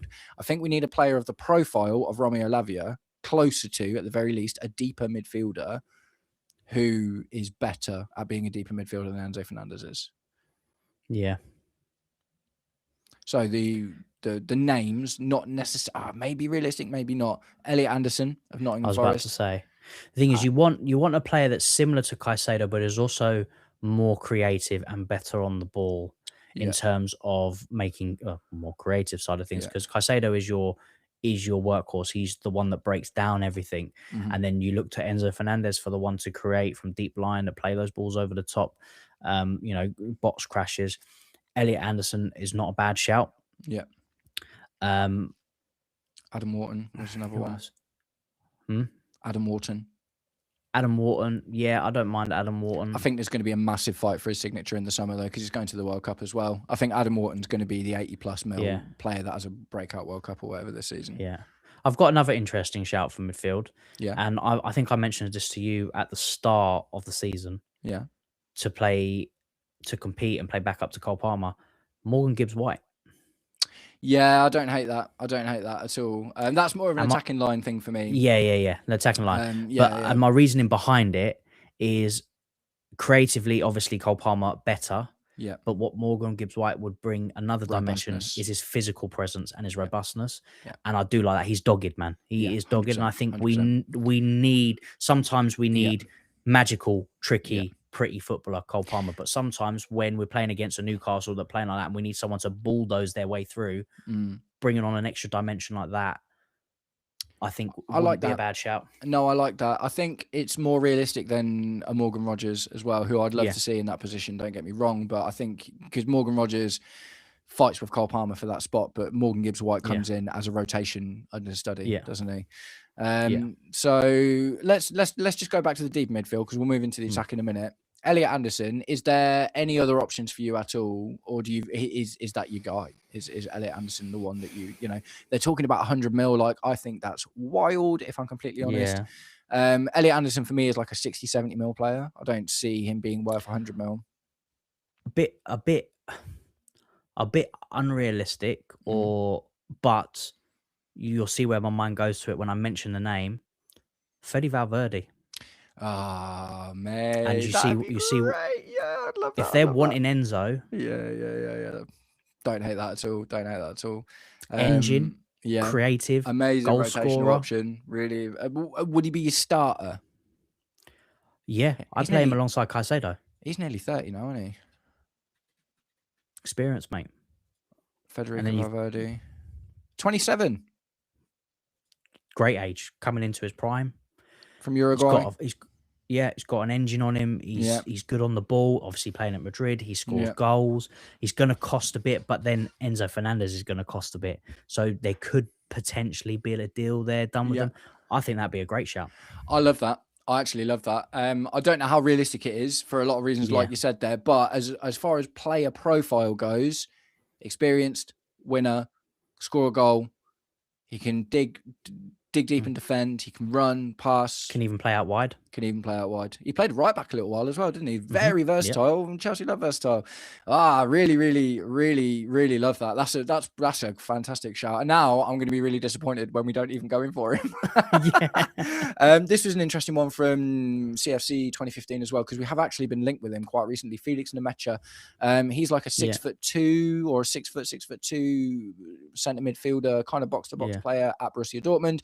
Not a big amount of numbers. Like, he doesn't score. I think he's got like 3 goals and 1 assist all season or something like that. But he is robust. He is very athletic. Yeah. I only worry about buying anyone from the Bundesliga that isn't from Bayern Munich, if I'm honest. Like, I think he doesn't get much better than Borussia Dortmund. I know Borussia Dortmund aren't always amazing, but in terms of like quality players, it's like. But I like that we've bought from Leipzig before, and I like the line that he's thinking of, because when you look at our midfield, the height is Yeah. It's, we could stack two to get to that height in a sense. They're not the biggest of we players, need. and we do get overrun Yeah, sometimes when we've got the height against us. it's like our midfield, Kante and Matic. Yeah, height, everything. Yeah, absolutely everything. That was so covers good, man. bases. Yeah, It's like literally, it's like having 3 midfield players as well because Kante can run so much. Yeah. Do you know what I mean? It was so good, so good. But yeah, Fede Valverde, I think, wins that shout there for me for that deep line midfield role because he can literally do everything, and also in a pinch, he's available to play right back. He's available to play similar to like Caicedo can do. You know, you can play in a few different positions. So yeah. The more I talk about it, the more I want it to happen. Yeah, I love so that. I love that. Let's stop talking about yeah, it. yeah. Let's stop talking about that. But I think you smashed it there, mate. You smashed it. Right. So we'll do the attacking positions one by one. We've been kind of generalizing up until now, but we'll do the attacking positions one by one. So left wing, right? We need a left winger, and it needs to be a proper left winger. Who'd you go for? This is a hard one, you know, because I thought about this the other day and I looked at what's out there. Not much. And like all the top wingers are either an unrealistic target, or have recently moved. And you're not gonna, you know, like I think Semenyo would have been a great option on the left hand side, but gone to City. He's not going anywhere time soon. If they get a 40-point deduction, maybe he's on the market. Maybe. Yeah, it's a left hand side. I mean, there's only one name that instantly comes to mind for me. Go on, you go first then. Rodrigo. From Madrid.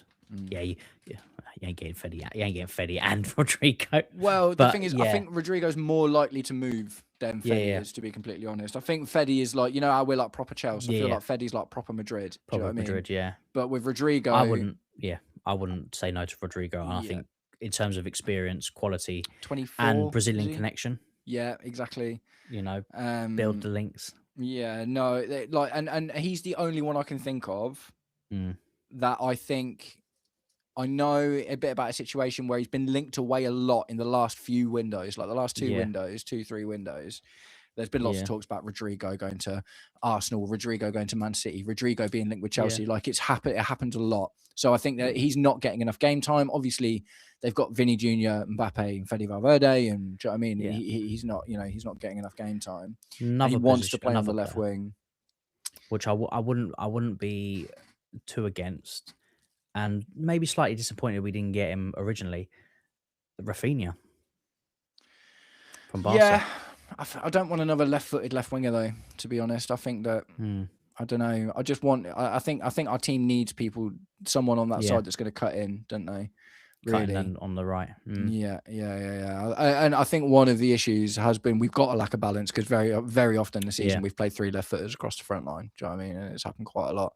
Makes us quite predictable. I think it's like you know that the guy on the left is going to cross, and you know the guy on the right is going to cut in. I think if we change the balance, like you can, you know, it's not impossible, but I feel like a right foot is more likely to still cross and try and cut in and score, be a bit unpredictable. You know what? Yeah, go on. I just thought about it now. And you'll probably say the same thing because I think he is left-footed as well. And I also think it'd be very incredibly difficult to time away. I wouldn't mind trying to go and get Luis Diaz. I love him. I think he's fantastic. I think he's quality. I think he's got everything he needs as a winger. I thought he left Liverpool way too soon. But I don't think you'd entice him away. I don't think he'd come. No, I don't either. I think I'd love it from a profile wise, but I think it's a little bit too unlikely, unfortunately. I'll bring up a couple of these guys in the chat. They're suggesting I like a couple of these. Don't know as much about this player, Mateus Mane. I don't think he plays left wing. Let's have a look. Oh, he's a Wanderer. He's Wolves player. 18. Yeah, he's the young kiddie up that. I thought he played up front. He is a left winger by the looks of things.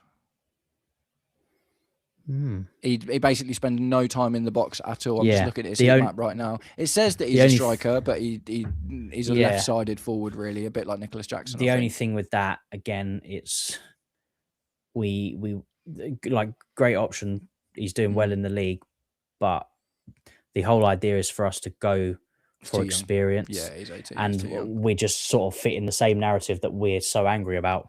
Because that brings in, you know, one option that is actually been talked about in the news at the moment is a player we've actually made an offer for is Saeed El Mala. He's a 19-year-old left winger from Köln in Germany. He scored 9 goals and got 3 assists in the Bundesliga this season. So I think that's we've already earmarked that player. Do you know what I mean? Essentially, and he looks good. But again, like I agree with Kai. Like I just want some experience. So a couple of things. Omar says about Rodrigo. Didn't know this. He's washed and coming off an ACL injury, so won't be back for a while. So if anything, that makes us even more likely to buy him. Doesn't it? Because he'll be cheap, and we love a deal. Yeah. This is one I really want to talk about. Oh, no, same sorry. one. Yeah, that is the same one. Hold on. Nicholas Jackson on the left wing. I said it when Jackson was here that he's not a forward. He is a winger. Yeah, I just think the bridges are burnt. Yeah. With Jackson. Do you think the Chelsea bridges were burned, or it was his I think he had a problem with Maresca, didn't he? Yeah. I just think I'd even, if there's an option, I'd still have him as a striker that can move out to wing, but I still want a top quality winger because I feel like our strikers will play better when they've got better wingers. Yeah, agreed. I feel like at the moment, I mean, it's like our left wing is just a hole. Left wing is non-existent. No. So on that side, yes, Jackson, it could potentially be an option, but I'd rather have a ready-made top quality option who plays that position. Plays that position. He can do a job there. Trying kind of thing. Yeah, because that's look, that's the main problem that we all have at the moment. We want to move away from this hope and let's try things. Yeah, let's bring in some experience added into some of the things that we're trying rather than just trying everything. Do you know, that's one of the reasons I wouldn't be super sad to see the end of the back of Enzo Fernandez. I said it in my video either today or yesterday. The reason that he's not an untouchable for me is because when you look at Moises Caicedo is a 6. Marco Correa is a left back. Cole Palmer is a centre attacker who plays well out on the right, but functions well in both positions. João Pedro is a striker. Reece James is a right back who can. Do you know what I mean? When you look at all of these players, you're like, I know where you go.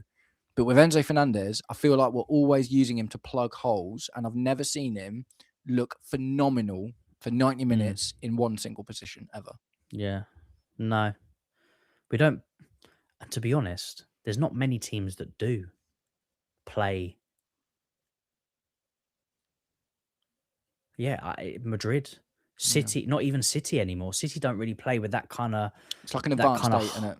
Yeah, that advanced state. You know, he's like a 10, he's higher than a 6. He's like a Lampard-esque, but in the wrong era. Yeah, that's what he is. Yeah, essentially. Yeah. So and defenders spend so much time playing with the ball now that you can't rely on them to defend as much. That if you have him deeper, that means he's got more responsibility. This is a great one. I love this. We were linked with him and laughed at for being linked with him, and now it seems silly. Anthony Gordon. For me, that's an instant yes. It's not a bad shout. I think he's a massive upgrade on either of the guys we've got at the moment. Oh yeah, he's 100%. I think he'd be available as well. Hasn't he struggled with injury recently? He played the last few seasons. The other day. Yeah, I know he played against us the other day. I don't think so. Let's have a quick look.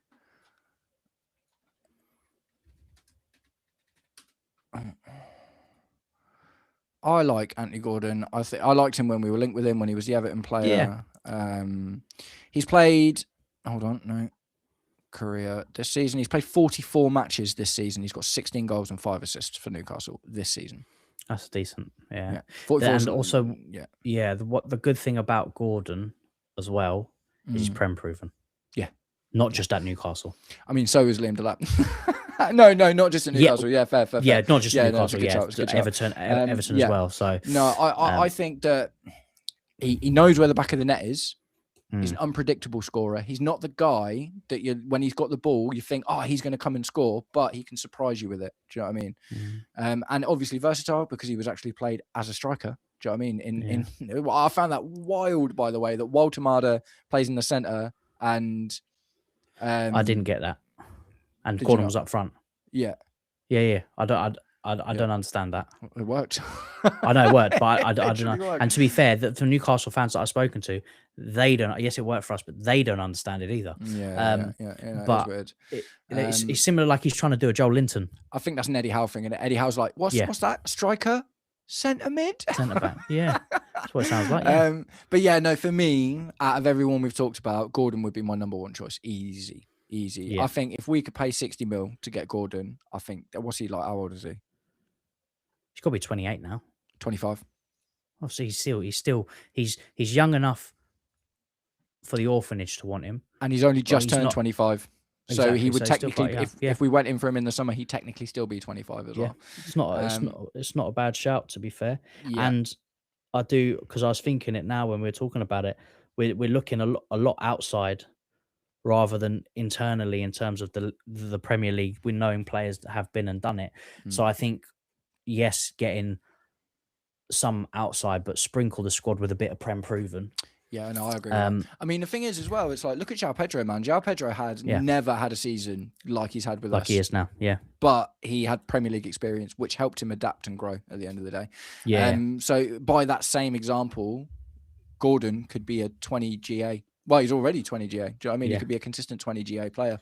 If he comes to a team, like imagine Gordon and Cole Palmer, do you know what I mean? Rather than Walter Marder and Danny Murphy. Do you know what I mean? Not Danny Murphy, sorry, Jacob Murphy. Danny Murphy's the TalkSport guy. So yeah, no, I like that. Okay, so right wing, I don't think we need anyone, if I'm completely honest. I think we've got Esteval Willian. We will need Giovanni Quenda. I think Cole Palmer can play out there. So we've got three good options. We've got three good options already for right wing. So for me, going out and buying another left-footed right winger is absolutely pointless. Like it just causes problems as far as I'm concerned, especially if what we're going to move into now, we talk about centre attacker. If we do buy another centre attacker, then that's not just backup for Cole Palmer. It's an option to push Cole Palmer out right and have someone else in the middle with a different skill set. I think the two obvious ones are Morgan Gibbs-White and Morgan Rogers, aren't they? Really? Morgan Rogers is going to cost 85 mil plus, maybe 100. They're dropping off a bit, and it depends on his World Cup, I guess, doesn't it? Yeah, Gibbs-White, I think they was looking to move to Tottenham for like 65, 60. If they don't get Champions League football this season, it's almost guaranteed they sell him, I think. And just to think, right, there is, and I want it to happen to Tottenham, but there is potential that they could go into the relegation zone, which means they get relegated. He goes for even cheaper. Oh, what, Morgan Gibbs-White? Yeah, he's Forest, isn't he? Yeah. No, that's true. That's true. Sorry, I was talking about Morgan Rogers, but no, you are 100% Rogers. Right. I think if they don't get in the Champions League, I think then the price drops. I think it drops. It drops a bit at least. I think it drops, and they definitely sell him because they've done the same thing again, where they've spent loads of money on the squad this season, and they need to justify that because they got slapped with sanctions by UEFA last season, just like we did, because they overspent in European competition. Yeah, and if they don't get Champions League football this season, they're going to have to sell players if they want to carry on buying. They're going to have to. And Morgan Rogers is easily their most valuable asset, and weirdly, even it's hard to replace his output, but it's, you know, he gives you the best chance if you sell him to replace that output and still save a bit of money. So yeah, I think Morgan Gibbs-White is actually reasonable in terms of, I think that'd be 35 mil maybe. What's he, 27? If they get relegated, yeah. I don't think so, mate. I think it's like 25, 26 maybe. I don't think he's that old. I could be wrong because I was wrong about Sanchez. 26 in January. He's just not long term. Just 26. Yeah. So he's coming into his prime. So Morgan Rogers fits the profile. Would you rather, if you could have either of the two, who would you have? Gibbs-White. Yeah, okay. Because of profile. I think Morgan Rogers is very similar to Cole Palmer, and I think we need different. I think we need robust. Like, when we're going through a low block and we can't break them down with the silky streak, that we just need someone that's a bulldozer, but is also pretty good on the ball. Because Morgan Gibbs-White's feet is really good for someone that's quite physically robust. And I think it just brings another dimension to the team instead of having a like-for-like swap every single time in every position, because that's what I feel like we've got at the moment. We've always got players that are the same as each other. Oh, are we? Oh, I'm not. I can still hear Kai as well. I'll get the YouTube up, mate, and talk to myself through the YouTube. Yeah. I'll tell you what, we've only got one more position to do though, and then we've actually overrun a little bit, so we'll do striker and then we'll wrap up. Yeah. Oh, you got no YouTube Premium, Kai? Nah, mate. Mate, they've got Premium Light now, $7.99, no adverts, background play, £8 a month. It's decent. No, it's coming through on my phone. Yeah, maybe Omar muted us. Omar, Omar's sick of listening to us. That hurts my feelings. This is Omar's way of saying, "Shut up, Shut up. go away. I'm done with you. I'm so sick of this."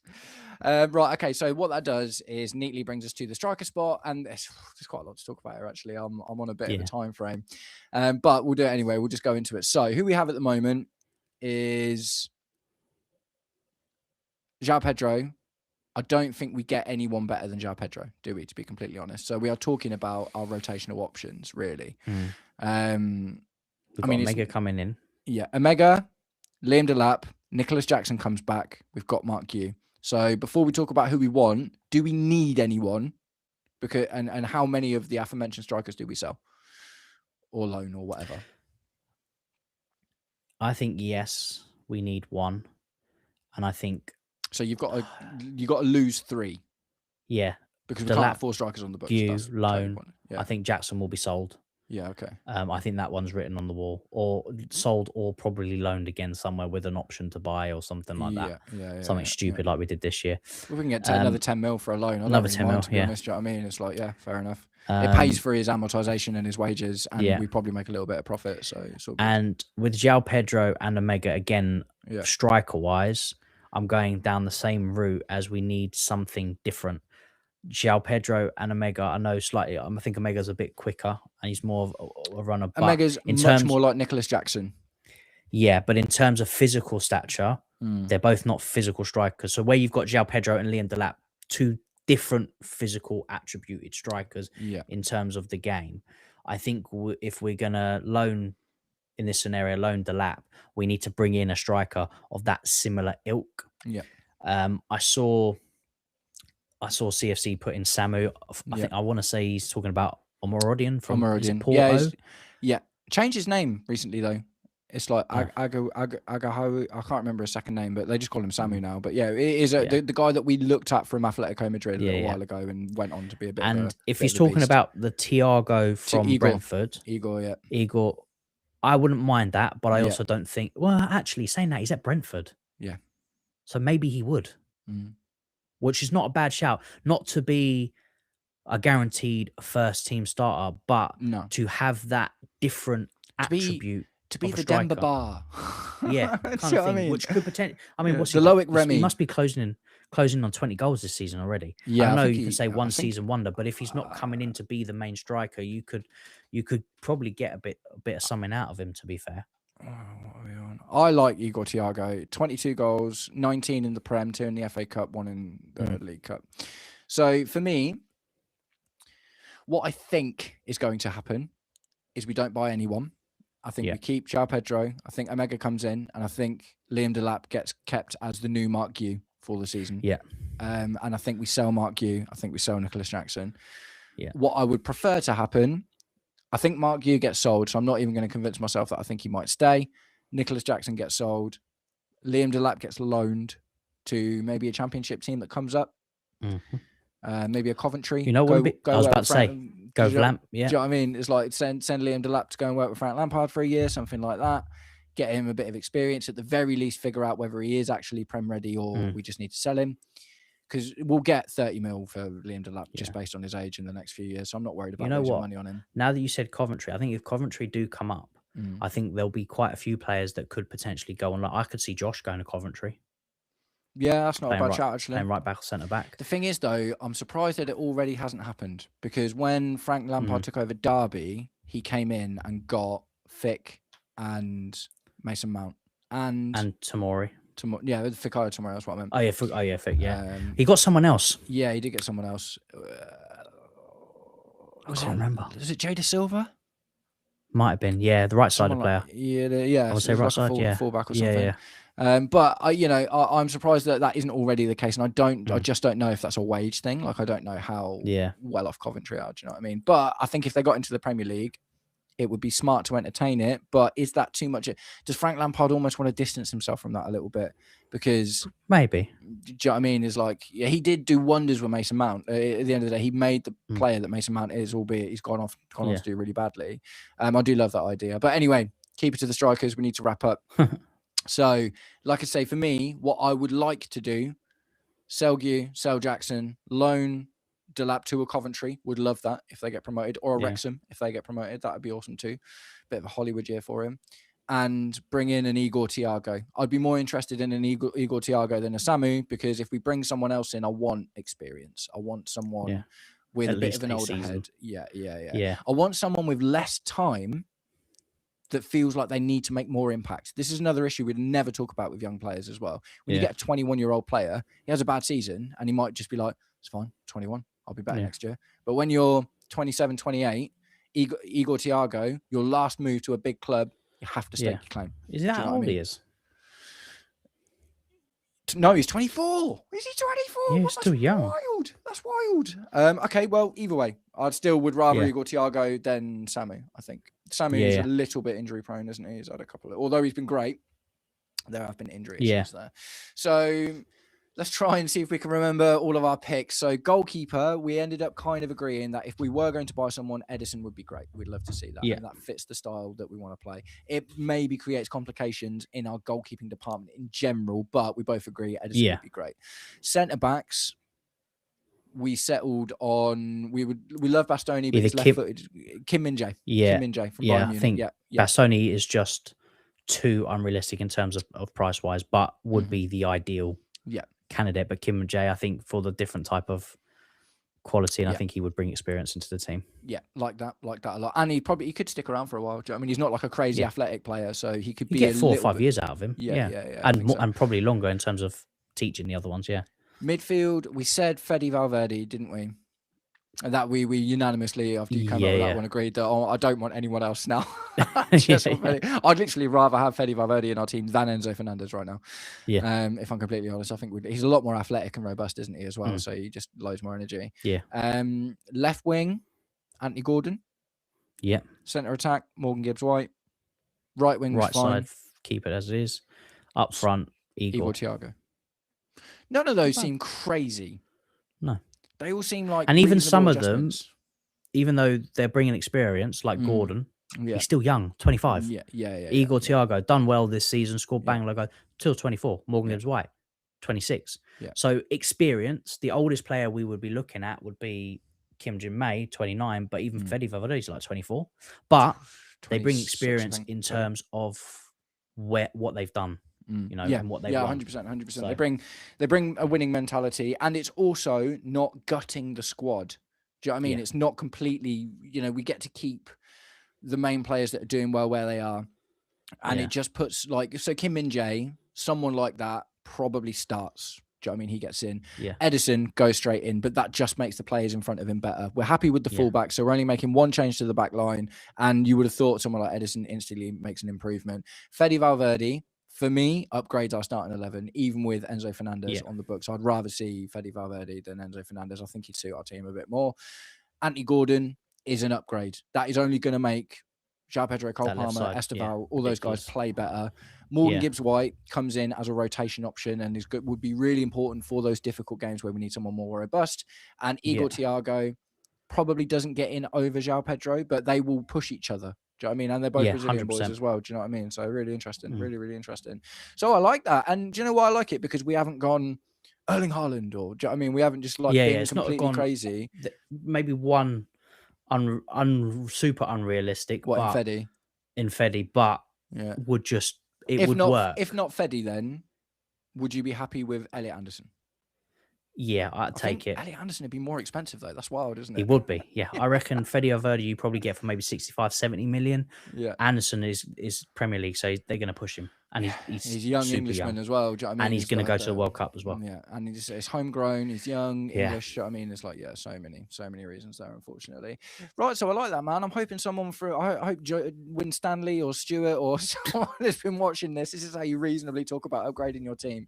And that's, if we got 3 of those players, 2 or 3 of those players, then our team is significantly better, isn't it? Ultimately, if we could only adjust 3 of those positions, I would only do left wing, goalkeeper, and centre back. Centre back. Do you know what I mean? Midfield, and if our midfield and our attacking options, apart from left wing, don't change at all next season, I'll still feel like we can get something done. And the thing is, Liam Delap might come alive in his second season. We've seen it with Cucurella. We've seen it with Moises Caicedo. João Pedro looked like he was going to be one of those, but has picked up towards the end of the season. We've seen players, do you know what I mean? And he's had a lot of injuries and stuff. Like, I'm not totally willing to write off Liam Delap just yet. So, you know, interesting one. And we've been linked with this guy before. Camavinga wants more football. I like Camavinga. I think he's too slight, though. I think he's too slight for, you know, he's the physicalness of the Premier League. Like week in, week out, playing against a Newcastle or stuff like that. Like you're going to get more teams like that than you are going to get in Spain. Yeah, I think he's a great technical player, and he's got a lot of versatility. Like, he played left back for a while and stuff as well. Do you know what I mean? And I think that, you know, he could definitely add something to a good squad. But I'm not convinced about him as a Premier League operator. Like Tchouaméni, for instance, I'd be more interested in. But, you know, it's interesting, isn't it? So, guys, that is going to be it. We are going to wrap it up there. This has been absolutely brilliant. You guys have been phenomenal tonight. So many great comments coming in. We've absolutely loved it. This has been Thursday Night Blues. I am Matt of the Stamford Sink, your Stamford shrink for the evening. This is Kai from Behind the Dugouts. Guys, if none of you, I'm sure most of you already have, but if you haven't, get over to Kai's channel, subscribe, like his videos, check him out. Really, really good football analysis. I'm much more of a vibes guy, which is why I get Kai on, because I need someone to talk sense sometimes. Do you know what I mean? So, Kai, any parting words for our lovely viewers? No, thank you all for joining for what has been a very painful time. We needed this therapy, man. It feels good to get it off the chest. Yeah, it was good to needed to get it off the chest. And just roll on the rest of the season. And mate. Well, we've got international break soon, haven't we? So we can take exactly. We get 2 weeks of a break. Usually I hate it, but you know what I could do with it this time. Totally up for it this time. Yeah, for sure. Right, nice one, guys. Thank you all very much for sticking around, and we will catch up with you very, very soon. Take it